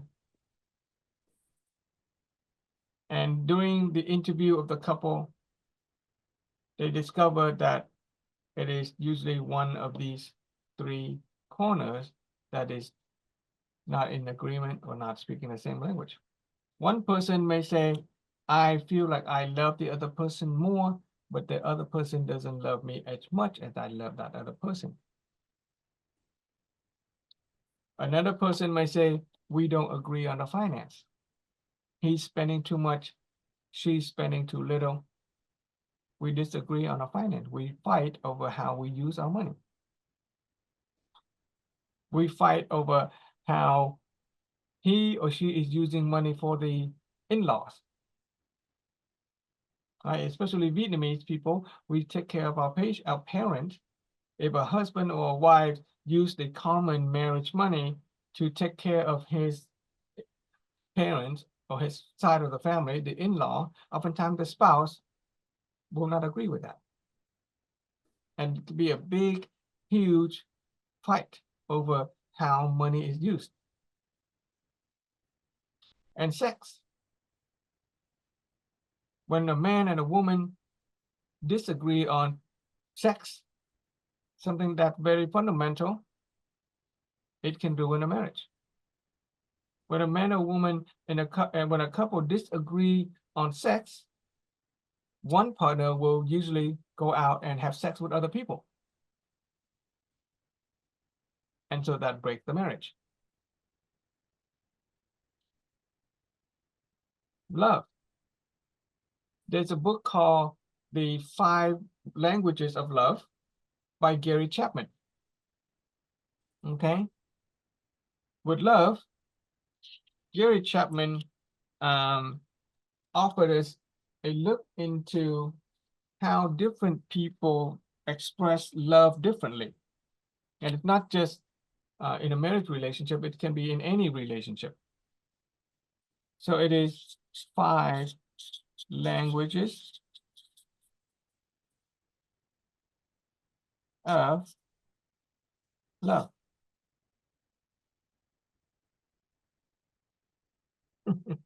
My writing, my spacing is so weird. Okay, let's do that again. Oh. Okay, so there's a book called 5 Languages, and I recommend that you guys read it. 5 Languages of Love. Okay, one is physical touch. Okay, as human beings, some human beings are natural at physical touch. We like to hold hands, we like to kiss, we like to hug, we like to have sex. That's physical touch. That is how we express love.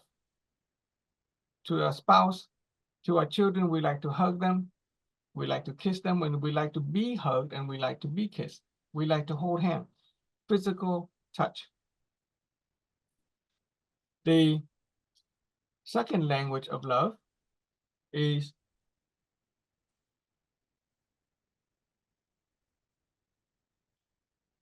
since we're using this philosophy, I'm going to say gift of speech.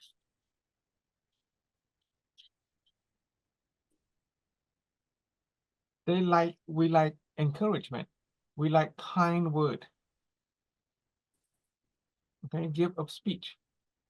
We like to hear nice word.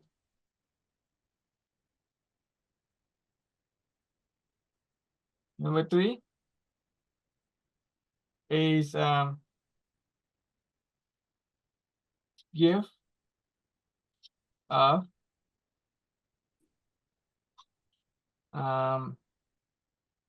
quality time. There we go. Quality time.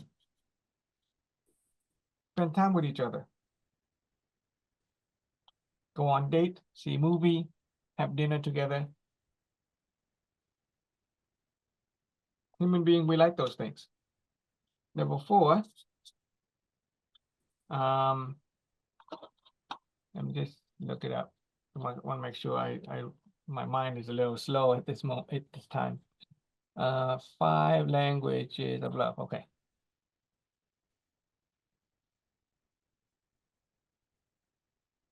Okay, let's change that to use the actual word that the author used. Okay.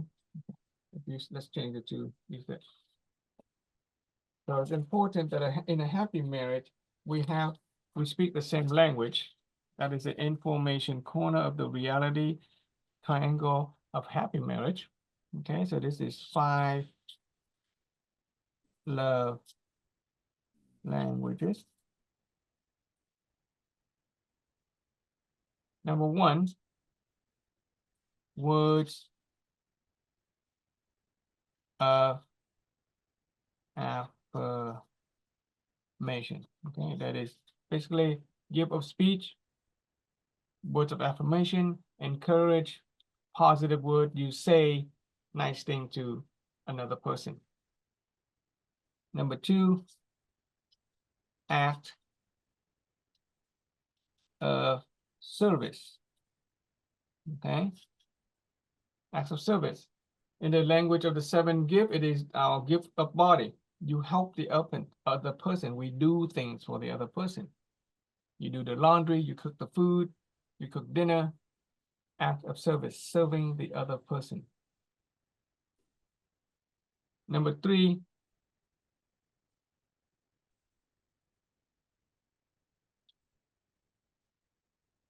thoughtful gifts. Some people like to give gift and receive gift. Birthday gift, anniversary gift, holiday gifts. And number four, quality time.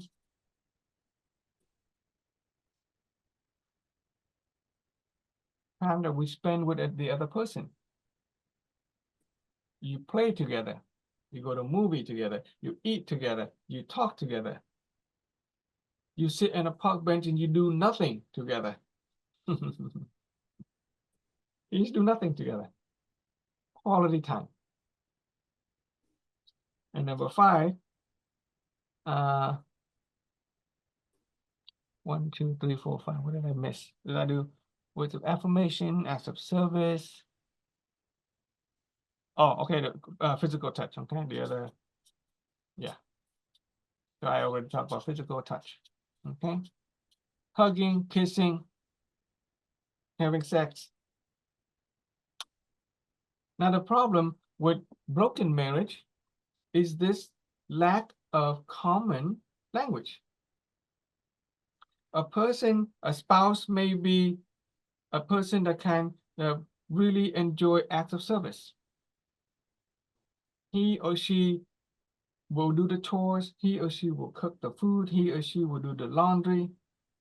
He or she will do a lot of acts of service.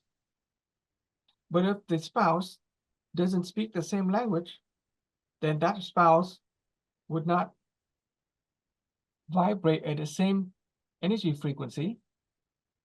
And so that acts of service become empty space for them. They might not recognize that as an act of love. It's a language of love. So you could do all kinds of things to serve your loved ones, but if that loved one doesn't speak the same language, then they feel that you haven't done it. And if they don't recognize that you have done those service, they don't feel appreciated, right? They don't correspond, they don't serve you back because it is not their love language. And so the first person feels they have been unappreciated, that I love them more than they love me. At the same time, the other spouse may be the kind of person who like to give gifts. Birthday, anniversary, different celebration, the person keep on bringing gift. But if the person isn't the kind of person who speak the language of thoughtful gift, they would just take for granted the gift and they would not reciprocate. And so the other spouse start to think that, oh, my spouse doesn't love me, doesn't appreciate my gift, and never give me gift, therefore they don't love me. You see how it works? In each of these love language, we can express it. But if the other person doesn't speak the same language, they won't get it. It is empty space for them because they are not at a vibrational energy frequency match for it. And they don't reciprocate.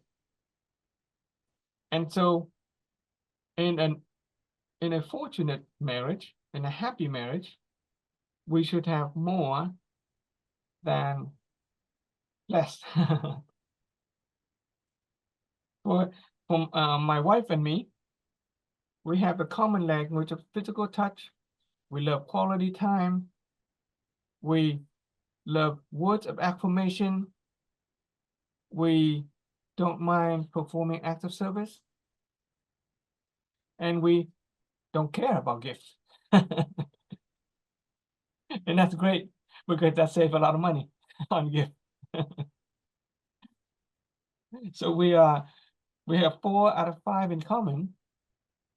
And the one that in fact we have all 5 in common, not liking the gift. We agree on not caring about gift. When it comes time to anniversary, we don't bother giving each other gift because it doesn't mean anything to each other. But quality time is important. Physical touch is important. Sex is important. Okay. Acts of service is important, and words of affirmation is important. Many couples go through a long process of dating, trying to understand each other. It happened, over many months, but some people many years of dating, trying to understand each other. For me and my wife, we met online. After exchanging a few, messages online, I felt that we need to meet and come to understanding each other. So I invited her to read this book, this 5 Love Languages. And so, since my wife at that time, she doesn't speak English very well, so I invited her, why don't you get a Vietnamese copy of the book, read it in Vietnamese, and also send me a Vietnamese copy. I had originally read the book in English, but I made the effort of asking my wife to send me the Vietnamese version so that I could read in Vietnamese, so that I could basically speak the same language with respect to the book. So when we met physically for the first time, when we met each other, we had already read the book in Vietnamese. And in a short amount of time, in the end of the book, there's a little test, an assessment. We get to answer a bunch of questions, and based on the question, the book will tell you what are your primary love languages are. For me, I think physical touch was number 1, quality time. No, physical touch was number 1. Words of affirmation was number 2. Quality time was number 3. Acts of service was 4, and thoughts of gift was 5. My wife did the same assessment, and her, I think physical touch was 1. Quality time was 2. Acts of service, and then words of affirmation. Slightly different order, but the first 2, physical touch and quality time, is a match. And we don't care about gift. Great, that eliminate some expenses.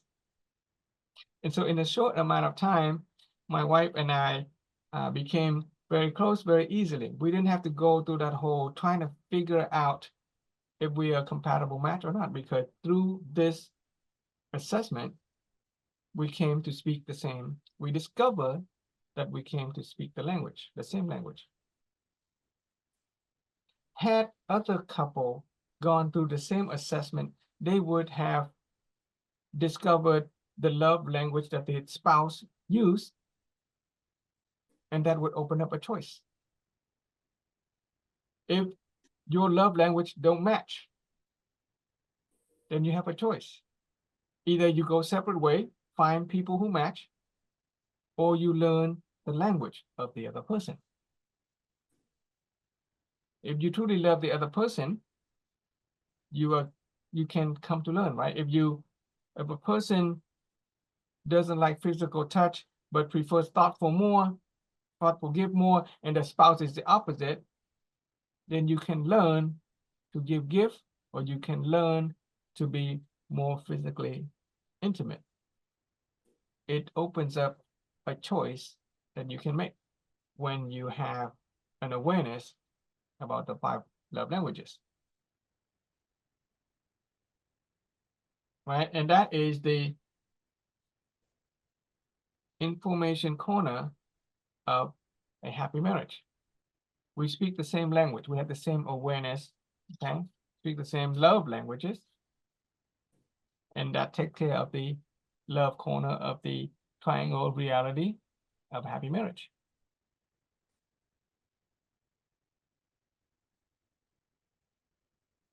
Okay, and from once you speak the same language, then that takes care of all the other part. We have the same awareness about sex. We have the same awareness about finance. We can agree about finance. We can agree about sex, and we can agree about love. Simple. Right? So really there are only, there's 9 golden words. There are 9, I don't know, 9 aspect or 9 element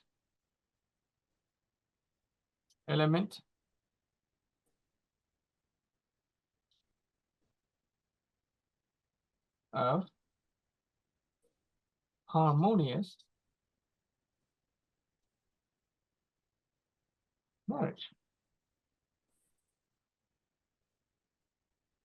Okay, you take the 3 agreement, okay,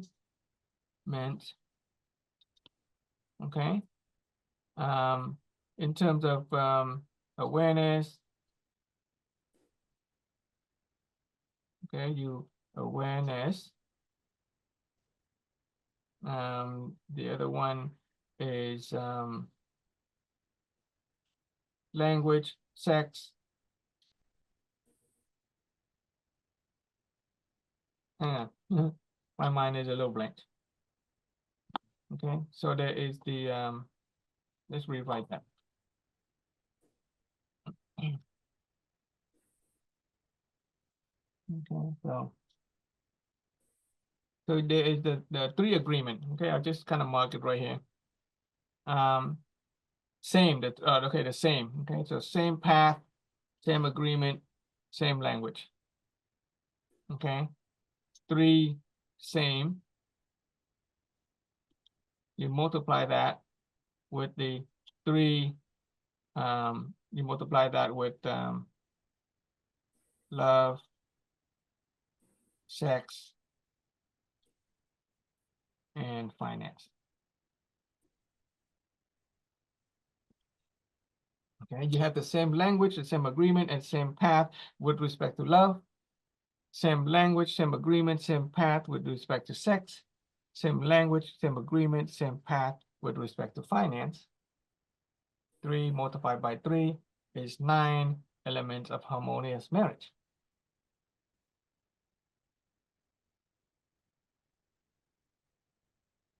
Okay, that's it. That is the reality triangle of happy marriage. Physical, energy, and information. So, Anybody have any question?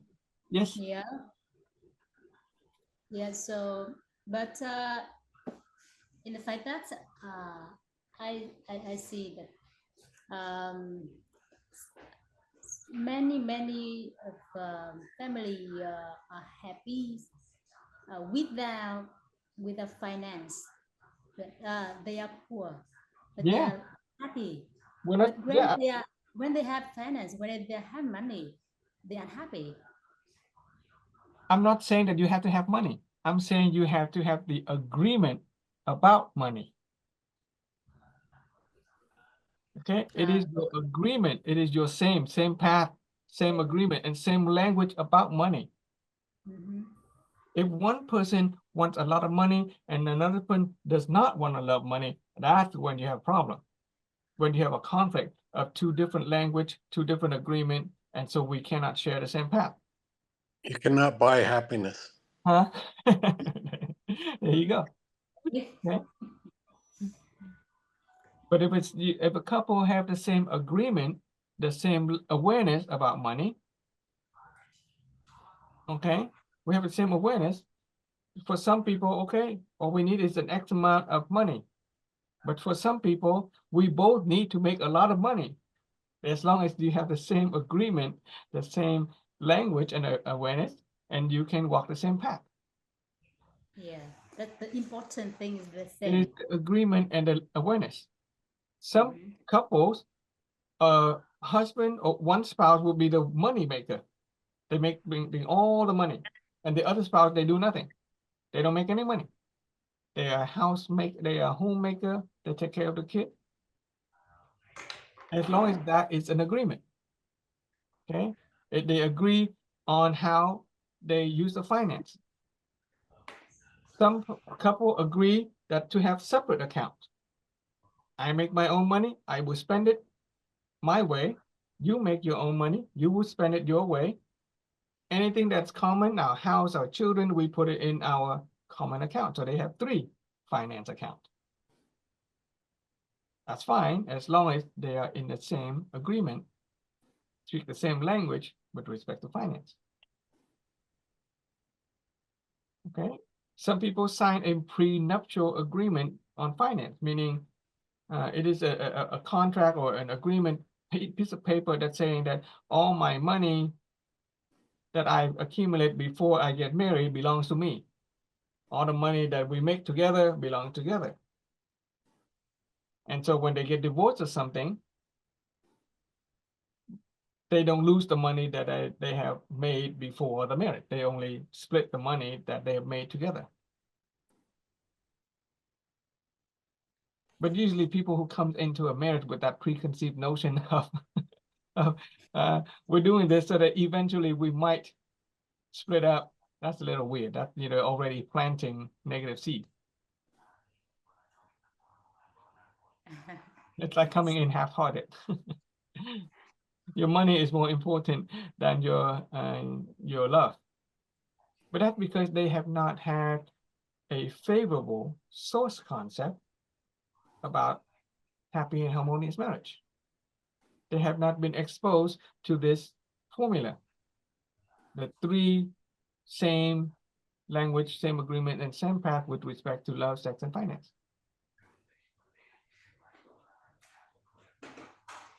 Okay. It's like a respire. Hmm? Respire. Công thức is Complete the formula, okay, or recipe.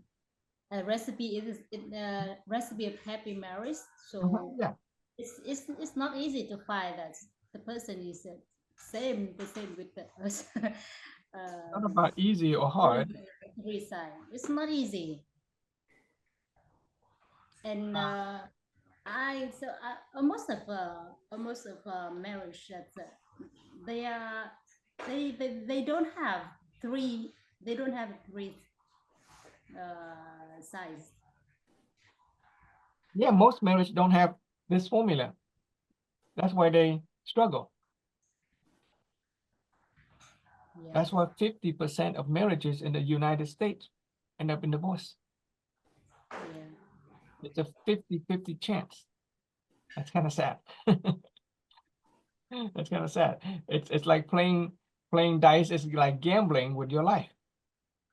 So that's why I saw many divorce here around me. Mm-hmm. Yeah, and some of my friends are afraid of marriage.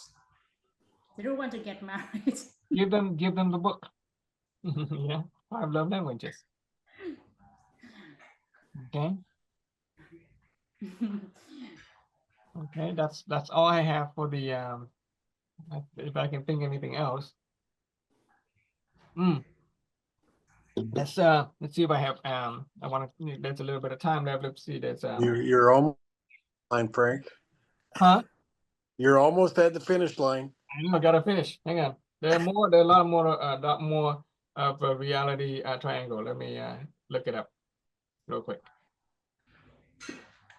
All the other sharing I have done in season 2 of my sharing. And so it took me a week to share each, topic, but I haven't gotten to the I haven't taken the time to study the reality triangle. So let me see. I know it. Oh, there is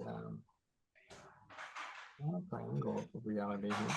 Ron, Mm. you look so, you look like a happy couple, right? Yeah. I'm Frank. You're doing so wonderful. I've been hearing in the background all the time. I appreciate your presence. Yeah, it is so amazing you're doing this. Okay. There's a lot of really okay. And a lot of good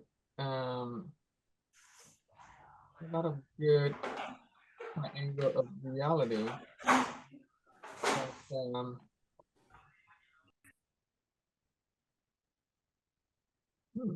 which one should I pick? I don't want to jump into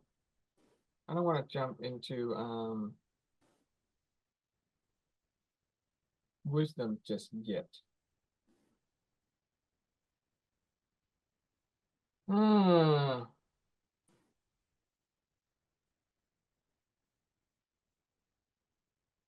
Okay. Okay, we talked about the triangle of reality of a good life,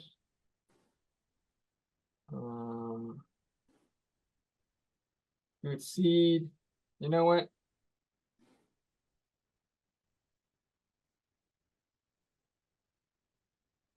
It's okay. Enough is enough. I'm not going to share anymore. This is your chance to ask question and then, share back. I'm not going to bring out any more material. Okay. The Lum, so I'm still holding your desires in mind. You are wanting to help your son become healthier, right? He got weaker after COVID, right? Yeah. Okay. And you're helping that friend of yours, and then you're trying to build a home for your parents. Yeah. And after going out with my friends, I have a desire that I want to do something to make my friends' life happier. Okay. Well, you can this 5 love languages isn't just for marriage couple. You can apply it to other people, to your children or to your friend.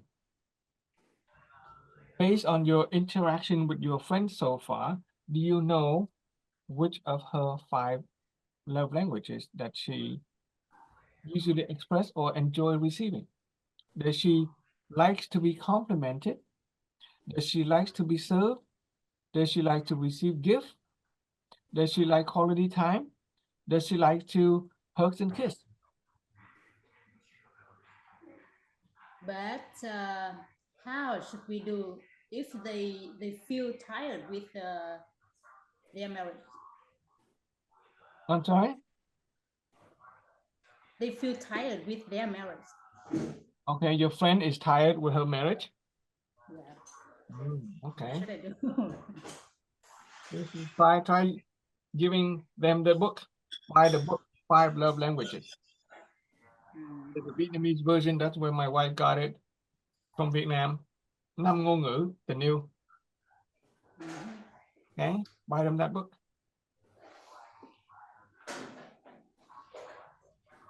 But first you have to decide. First you have to find out if your friend wants to receive the book. Does your friend trust you enough to receive your advice? If they don't believe, what Yeah. should I do? Does your friend believe you if you give her advice? Because I'm not, because I don't have marriage, I don't have happy marriage. So how should I do to make them believe in me? So it would be a good practice for you in your interaction with your friend. Does she want to save the marriage, or does she want to, she has to look at her inner self, her inner being, Mhm. look at the good points of her husband. What are the good parts? And weigh the options and make that change. Change your belief in your husband or wife, whatever it is. Mhm. So chị Lâm, do you have a desire to eventually become a mentor with? Not yet. Not yet. Do you ever have a desire to share the knowledge of the good education with other people, Yeah, I including just people like your want, friend? yes, I just want to share my knowledge with my friends. Yeah. Well, in order to be effective at sharing with your friend, it is a good idea to enroll in the mentor with program, because that is where we learn to share. Yeah. Okay, that is where we learn to share effectively. If all you are interested in is a transformation and a better life, then you know the 21-day course is enough. But if you have the desire to help other people, then it is a good idea to learn how to do it right. Yeah, but I Mhm. don't have time in the evening. Huh? I don't have time in the evening, and I want to join Vietnamese group. Okay, that's That, good. That's fine. because my English is not to understand all. Yeah, we don't have a mentor with program in English. So don't worry about the English. There is no mentor with program in English. It's coming though. Yeah, soon. It will be coming. It will, yeah. Yeah. I want to share with you something. Taekwon's talking about getting some kind of English program. Yeah, okay. Hmm.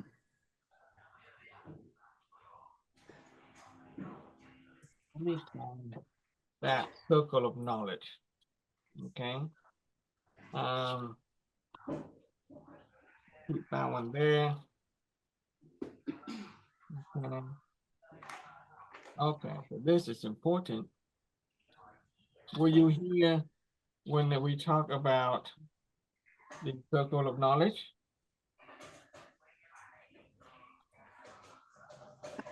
Were you here when we We talk know about the what circle of knowledge? we know what we know. Mm-hmm. We okay. We don't know what we don't know. Okay, so Mhm. each of us, we have a circle of knowledge. We know what we know. Okay. We also know what we forgot. We know that we don't know. But this part is important, Simon. Okay. You've gone over the circle of knowledge before, but this part is important. This is when we interact with other people. Okay, so imagine your friend. When we speak to other people, is it true that we can only speak from what we know, the so-called of we know? We can't speak to other people from the part that we've already forgotten. We can't take what we don't know and we talk to other people. We can only talk to people from what we know. Right? We can only use what we know when we talk to other people. Right? So like when we're giving advice or something like that, advice is our knowledge and we speak from our own knowledge. Now the thing is, when we speak from our own knowledge, when we use our own knowledge and experience and we speak to other people, several possibilities can happen. If we say something that falls into the other person, this is us now, this is us, okay, we are the blue one. If we say something using our knowledge, if what we say fall into the circle of what they know that they already know, one or two things can happen. They can agree with us They already know it. They will agree with us, or they might disagree with us, and we might end up arguing. Now, either they agree with us or disagree with us. It doesn't contribute any new knowledge value to the other person because they already know it. Right? If we speak to another person from our own knowledge and it falls into their circle of I know, then it will contribute no new knowledge value because they already know it. There's another possibility. If we speak to another person from our own knowledge and it touches upon the circle where they know that, but they've forgotten it, then you have simply reminded them of something they've forgotten, right? But consider this, they have forgotten it in the first place because it's not important to them. Their knowledge that you tell them it falls into the part that they've forgotten, yeah, you reminded them, but since they've forgotten it in the first place, it wasn't important for them to remember. So you reminded them, fine, you turn it into the part that they know, but eventually, because it's not important to them, they will forget again. So you have not contributed any new knowledge value to the person. If we speak to another person from our own knowledge, and it falls into the part that they don't know, but they know that they don't know, same thing. You tell them something that they didn't know. So what you've done is you've expanded their knowledge circle, but that is something that they don't know, but they know that they don't know, is because it's not important either. Because if it is important, if that knowledge is important, they would have gone to school and learned it for themselves. They would have made it their own knowledge. It would have been, if it's important enough for them. You get that? Yeah. But since they don't know it, that means it's not important enough for them to spend time to get to know it. They didn't go to school, they didn't try to find out. So it remained what they don't know. They know that they don't know. So if we talk to them from our knowledge and it touch upon the circle of what they know that they don't know, it is the same thing as what they know if they forgot. It's not important. And so we have not contributed any new knowledge value to the person. And that is why the story that our teacher Tuan shared with us, and I'll remind you that when he was young, 20 years old, he was very knowledgeable. He had a lot of knowledge. His circle of knowledge was very big. He went to a Zen temple and he met a Zen master. And he found that the Zen master was reading a book. And so being a young man of knowledge and he wanted to learn things, he comes and he want to talk to the master and he wanted to ask the master, what are you reading, master? And the Zen master said, oh, I don't remember. I read and I've forgotten everything I read. And so this young man, having a lot of knowledge at that time, he also possessed the knowledge of how to read quickly and how to remember everything. He proceeded to share that knowledge with the master. So the master indulged him, let him talk for half an hour about how to read book, how to remember everything, and how to recall everything, thinking that he has contributed knowledge to the master's circle of knowledge. And after about half an hour or so, the Zen master say, okay, thank you, young man. I appreciate you trying, but to be honest, it is not so much that I've forgotten what I read. It is actually because I have erased my memory after reading. I have erased my own memory after reading.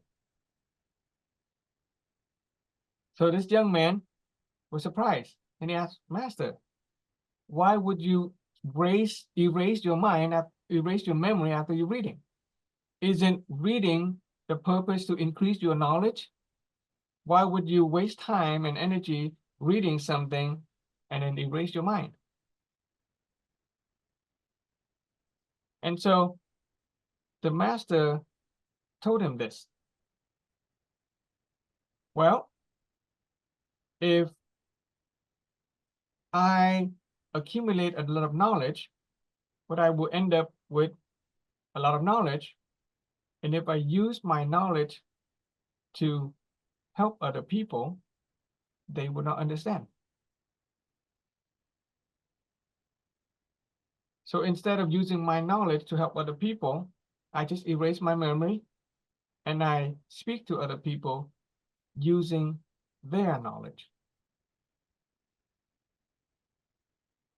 In other words, if I speak to other people from what I know, they will not understand. However, if I speak to people from what they know, then they will understand. Why? Because there are many people who comes to the Zen temple asking for advice and asking for help. If I speak from my own knowledge, well, first of all, some people are more knowledgeable than me. There are young students, such as yourself, who has knowledge of the scripture, of the text. And if I try to speak to them from my own knowledge, then my knowledge would be less than theirs, and I would not be able to help them. There are people who are PhD level. There are people who are illiterate. There are children. If I speak from my own knowledge, then they would not understand.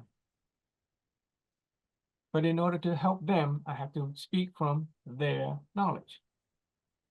And that's all the Zen master said.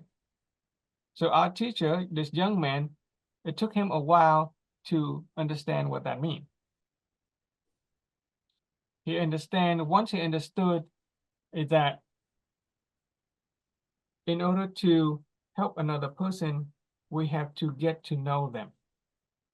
We have to ask them what they know. And when we ask them what they know, they tell you what they know, right?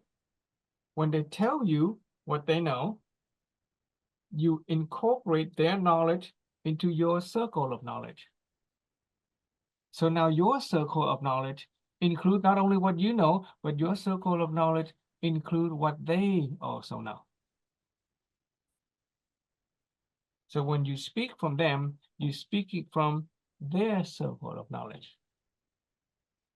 The advantage of asking with humbleness and authentic desire to know is that we expand our own circle, incorporating the other person's knowledge. And so our teacher developed this principle. Okay, so this is a principle, this is an expansion of the idea that in order to help another person, we have to speak from their circle of knowledge. And this is how we do it.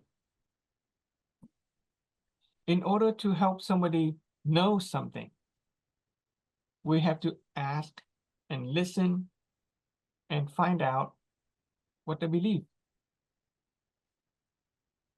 In order to help them know something, we have to find out what they believe first. Here, we talk about three perspectives. If a person is a kind of person who believes in science, then they tend to explain life in terms of science. And if we want to speak to them, we have to find out that, oh, they like science, so we have to use science to explain to them. That way they will come to know. And that is why in this teaching, we use the scientific approach a lot. We use examples of energies and space and matter and vibrational frequency, right? Those are all scientific terms.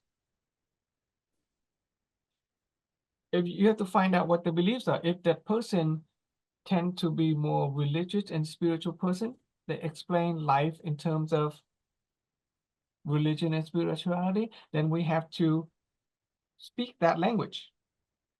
Speak in terms of religion and spirituality. If they're Buddhist, you have to learn some fundamental ideas of Buddhism. And that is why in this teaching, we borrow from the Buddhist philosophy. The 16 human nature, Zen Buddhist idea of the emptiness of being. If the person is neither scientific or religious, then you can find a common sense approach. Okay? The only way that you can help a person know something is first you establish what the belief systems are. And secondly, you have to establish that they believe you. You have to become the kind of person that the other person is trusting, right? Believe and trust. If they trust you enough, they would listen to what you say, and that will expand their knowledge. Right? And if they have a certain knowledge, you have to use what they know in order to help them understand. And if they have been wondering and questioning, inquiring a certain topic, then you can help them comprehend, which is a deep understanding. And finally, not all people want to know. In order to cause somebody a transformation, which is a change in behavior, even to learn new things, whether we're trying to share the philosophy of education to another person, or we're sharing the advice of the 5 love language to a person who is having marriage trouble, you have to find out if they actually want your advice. So you begin by talking. In your normal conversation with the friend, just ask questions. And as they're talking, we listen with humbleness. Don't try to advise right away. Don't be like, I know it all. Just listen to be humble. Listen with the authentic desire to know the other person, to expand your circle of knowledge. And as you expand your circle of knowledge, and as you listen very well, the person may become more trusting. They may ask more. They may start to ask you why you want to know. And then during your conversation, you have to ask, okay, so do you want to change? Do you want transformation? Do you want to change your marriage? Are you happy the way you are right now? Or are you happy with the way, your own solution? Do you have your own solution? Some people are not happy with their marriage, but they have their own way of trying to fix things. They might try to remove darkness from the room instead of bringing light into the room. And they do that. A lot of people do that. They trust in their own problem-solving skill. And they don't want your advice. And in which case, you have to respect that. They will get to learn it their way. Their causality, there will be the time when they will come to realization. But in your interaction, if you get the friend to say, yeah, I want to change my marriage, and yeah, I want to learn, and yeah, I want to learn from you, then you can share. Then you can give advice. So it takes a lot of steps. And it takes, a little bit of, it takes a humbleness. It takes a little training to do as well. That's why if you want to help other people, if you want to sincerely help other people transform, take the mentor course.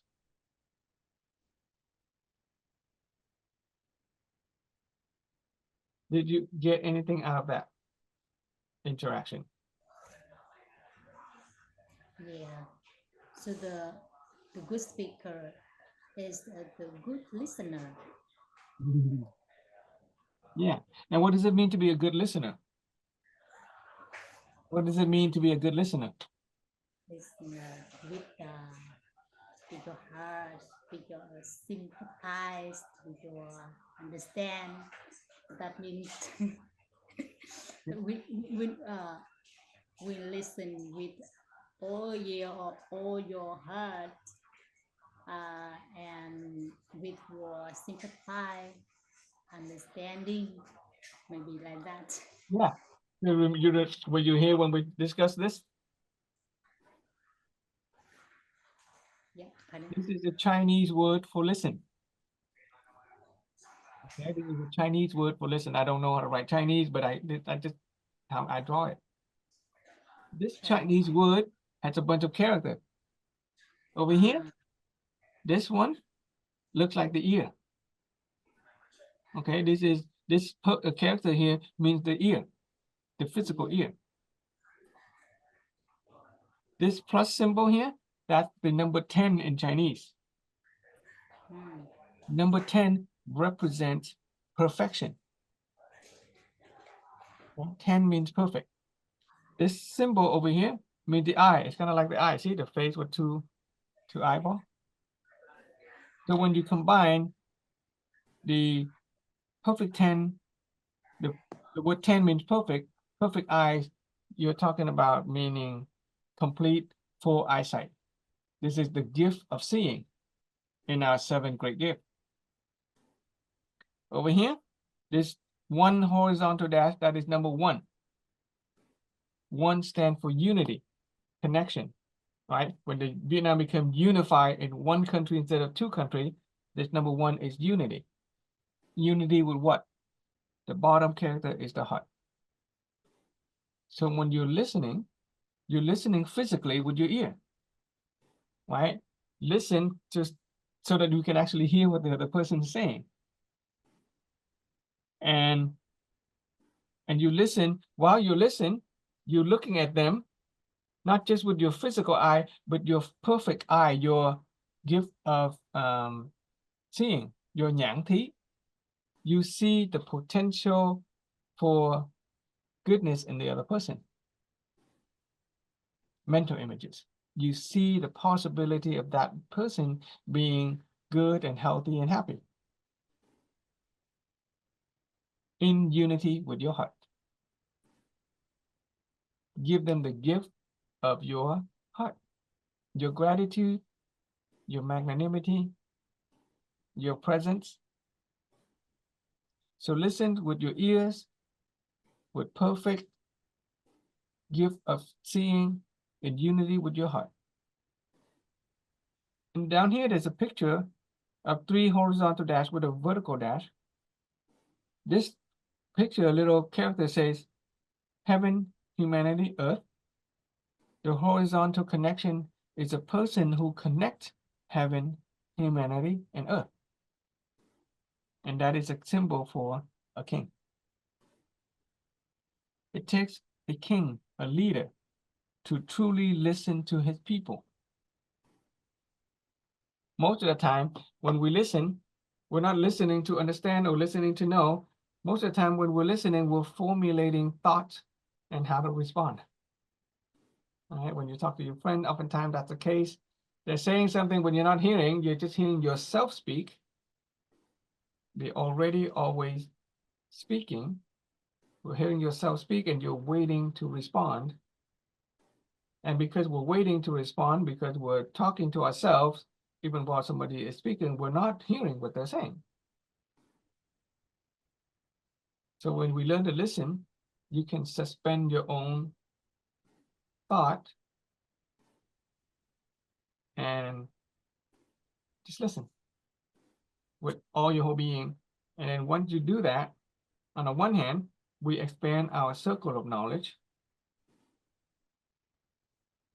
so that we can understand the other person, so we can speak. When it comes time to speak, we can speak from their knowledge. And number 2, if we listen like this, that person will start to feel that you are truly listening, that you are caring, that you are totally accepting, then your affinity with the other person go up. It is the nhãn thí, tâm thí, phòng thí. So you have performed a great charity when all you gotta do is listen. You do nothing. You just sit there and listen. But your affinity with the other person go up because you have performed a great gift, a gift of listening. And as your affinity with the other person go up, you deposit a good seed into your good account, your affinity go up. So your chance of the person listening to you back, when it's time for you to speak, they will respect you more, right? Your relationship is now better. So they will be more likely to ask for your advice. They will be more likely to be open to your advice and suggestion. And then when you speak, they will listen. Power of listening is the power of raising your affinity with another person. And it raises your quality as a person, the non-material quality, a person of character. Okay, it raises your character as a person. They look at you and they see this is a person of character, this is a person of wisdom, this is a person of great attitude, great integrity. Let's see what she has to say. Maybe she has something to share. And then when they ask you, then you can tell her what you think is best for her. All right, so practice listening.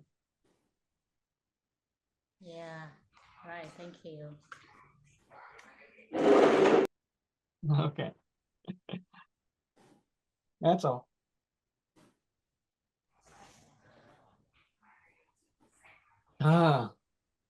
Okay.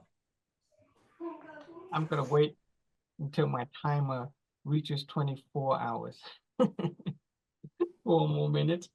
I do want to take this time to appreciate, okay? I'm very grateful, Chị Lâm, for spending several hours with us and for joining the weekly Zoom as well. I hope to see you again this coming Thursday, okay?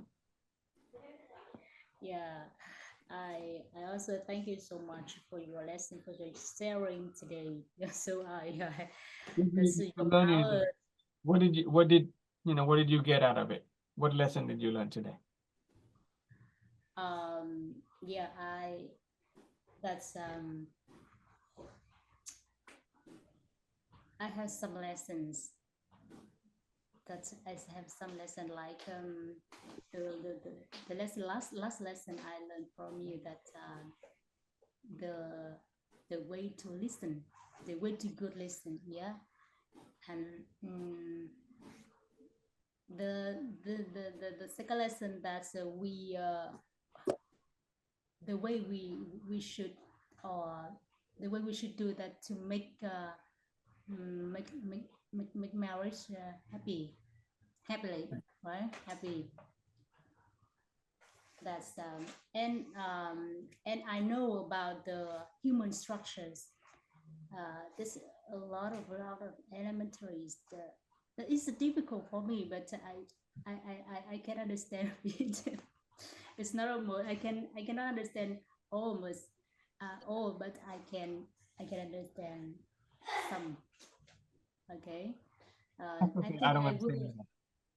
that. I think I will read human structure in Vietnamese to can understand more because it's related with science or something like that. So I am not good in science, so it's difficult for me to understand. Right? Yeah, but wow.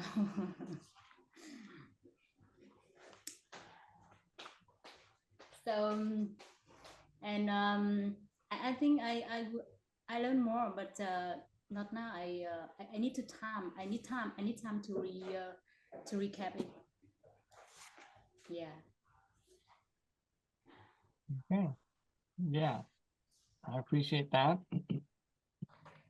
And I want to thank Miss Ann Zhang for being here for so long. I don't know if you're actually present in the Zoom. And I want to thank Moke and Zoom, and Zoom and Chi Moke, okay, for being present. Your support is a value to me, even if you don't interact. Just having people in the Zoom, just kind of raise the energy. And even if you don't have your camera on, if you get anything out of the sharing, out of other people sharing, out of my sharing, then yeah, you're very welcome, Ji and Trang. Thank you for responding. Just by being present, by listening, it helps me. It helps me accumulate intellectual merit. It helps me understand the stuff more. Okay, it does help me understanding stuff more. It helped me on the journey to become a more effective mentor. And I'm very grateful for that. Okay. And thank you, Ron, again, as well. Your energy is wonderful. You really come back a different person after 10 days of offline. I know. I was only going there to observe and support Hua because she was there for her Mentor 6.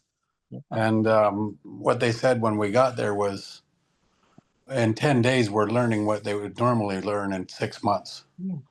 Yeah. And I saw that, and I was so appreciated that I had translation, so I was able to learn. And I appreciate everything you're teaching as well, Frank. You just reviewed everything we did in the 10-day meetings. Yeah. And you did a great job. I enjoyed it. I just wish I was there for the 24 hours. Let me see if my recording works. If the recording actually successful, I will post it. Okay, you can review it. I'll put the link on the group, the Telegram group. You see it. Okay, if it works, the House of Health and Happiness group that we usually. Yeah. It work.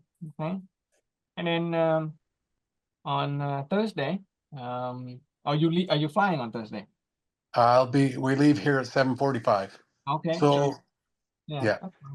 That's fine. Okay. Actually, Thursday morning I can be on Zoom because you're Wednesday night, right? 6 o'clock. So 9 a.m. Vietnam time. Yeah, on Thursday. Yeah, so I'll be able to watch it because we don't leave till 7:45. So. Oh, Yeah. PM. You're leaving 7:05 in the evening. Yeah. Okay. Perfect. So I can make the Zoom. Okay. Awesome. Okay. Yeah. And I hope to see you again, Chị Lâm. Okay. I will definitely see Marianne. So, may I have a last question? Yes, ma'am. Yeah. So why we call the reality triangle? So why is it called a reality triangle? Yes. So why the reality square or something like that, or circle? So why is triangle? Because there's. Because it's convenient. Okay. Because it's effective and it is a powerful tool. And because our teacher once later on when I share about the wisdom, the different levels of wisdom, level 1, 2, 3, 4, there are certain knowledge that we human beings will be able to acquire without studying. We acquire either from opening our total causal knowledge, which we have accumulated in past lifetime, or we acquire it from a higher intelligence. We download it from a higher intelligence. Okay, from angels, from God, from advanced alien civilization. So whatever it is, our teacher Thon, he just got it. He just downloaded it. And one day he was sitting on the toilet and he just downloaded it and it became a powerful idea.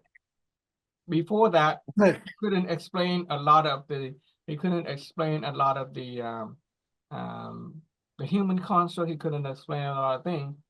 But with the reality triangle, it helps make the whole philosophy complete. From the explanation that we have the scientific view, we have the religious view, and we have the common sense view. We have this good seed, we have positive affinity, we have desired fruit. That three triangle, it just be Every knowledge, understanding, and belief. Yeah. information, energy, and science. Energy, information, energy, and science. Every aspect of life, every aspect of reality can be inserted into a reality triangle and apply causality to it. It seems to be a perfect tool that works with everything. The entirety of life, in the physical world, in the religion and spiritual world, in the human experience, right? I've used it to explain the reality of marriage. Without that, it's going to be a little harder. Many people have tried to explain, a lot of these concepts of how to be happy and how to be healthy for thousands and thousands of years. But with the reality triangle, we can make it easy for people to comprehend in just a few hours. Give them awareness. Yeah, we can raise the awareness, which is the reality triangle. Mm-hmm. Yeah, it's just a And then powerful. you get the outcome you want in life. Okay. Once your awareness is raised. Okay. And in order to reach the quote unquote level 4 level of wisdom, where you download things that you didn't learn in this lifetime, you have to reach level 3. And level 3 is the space of emptiness, okay? Serenity, okay? Emptiness. That's why we focus a lot on emptiness of being. Once you can apply the emptiness of being more often, then you will more likely able to access the storehouse of knowledge that have been accumulated and cultivated in countless lifetimes or from a higher power. It opens up your wisdom a lot more once you reach level 3. That's why WIT, Wisdom Level 3, is the name of the organization. Okay. That's it. Thank you, Frank. I appreciate everything. Alrighty. I am going to go to sleep. You guys Yes, you can go to sleep. Bye-bye. I'll see you Thursday. Bye. Thank you, everyone. Thank you.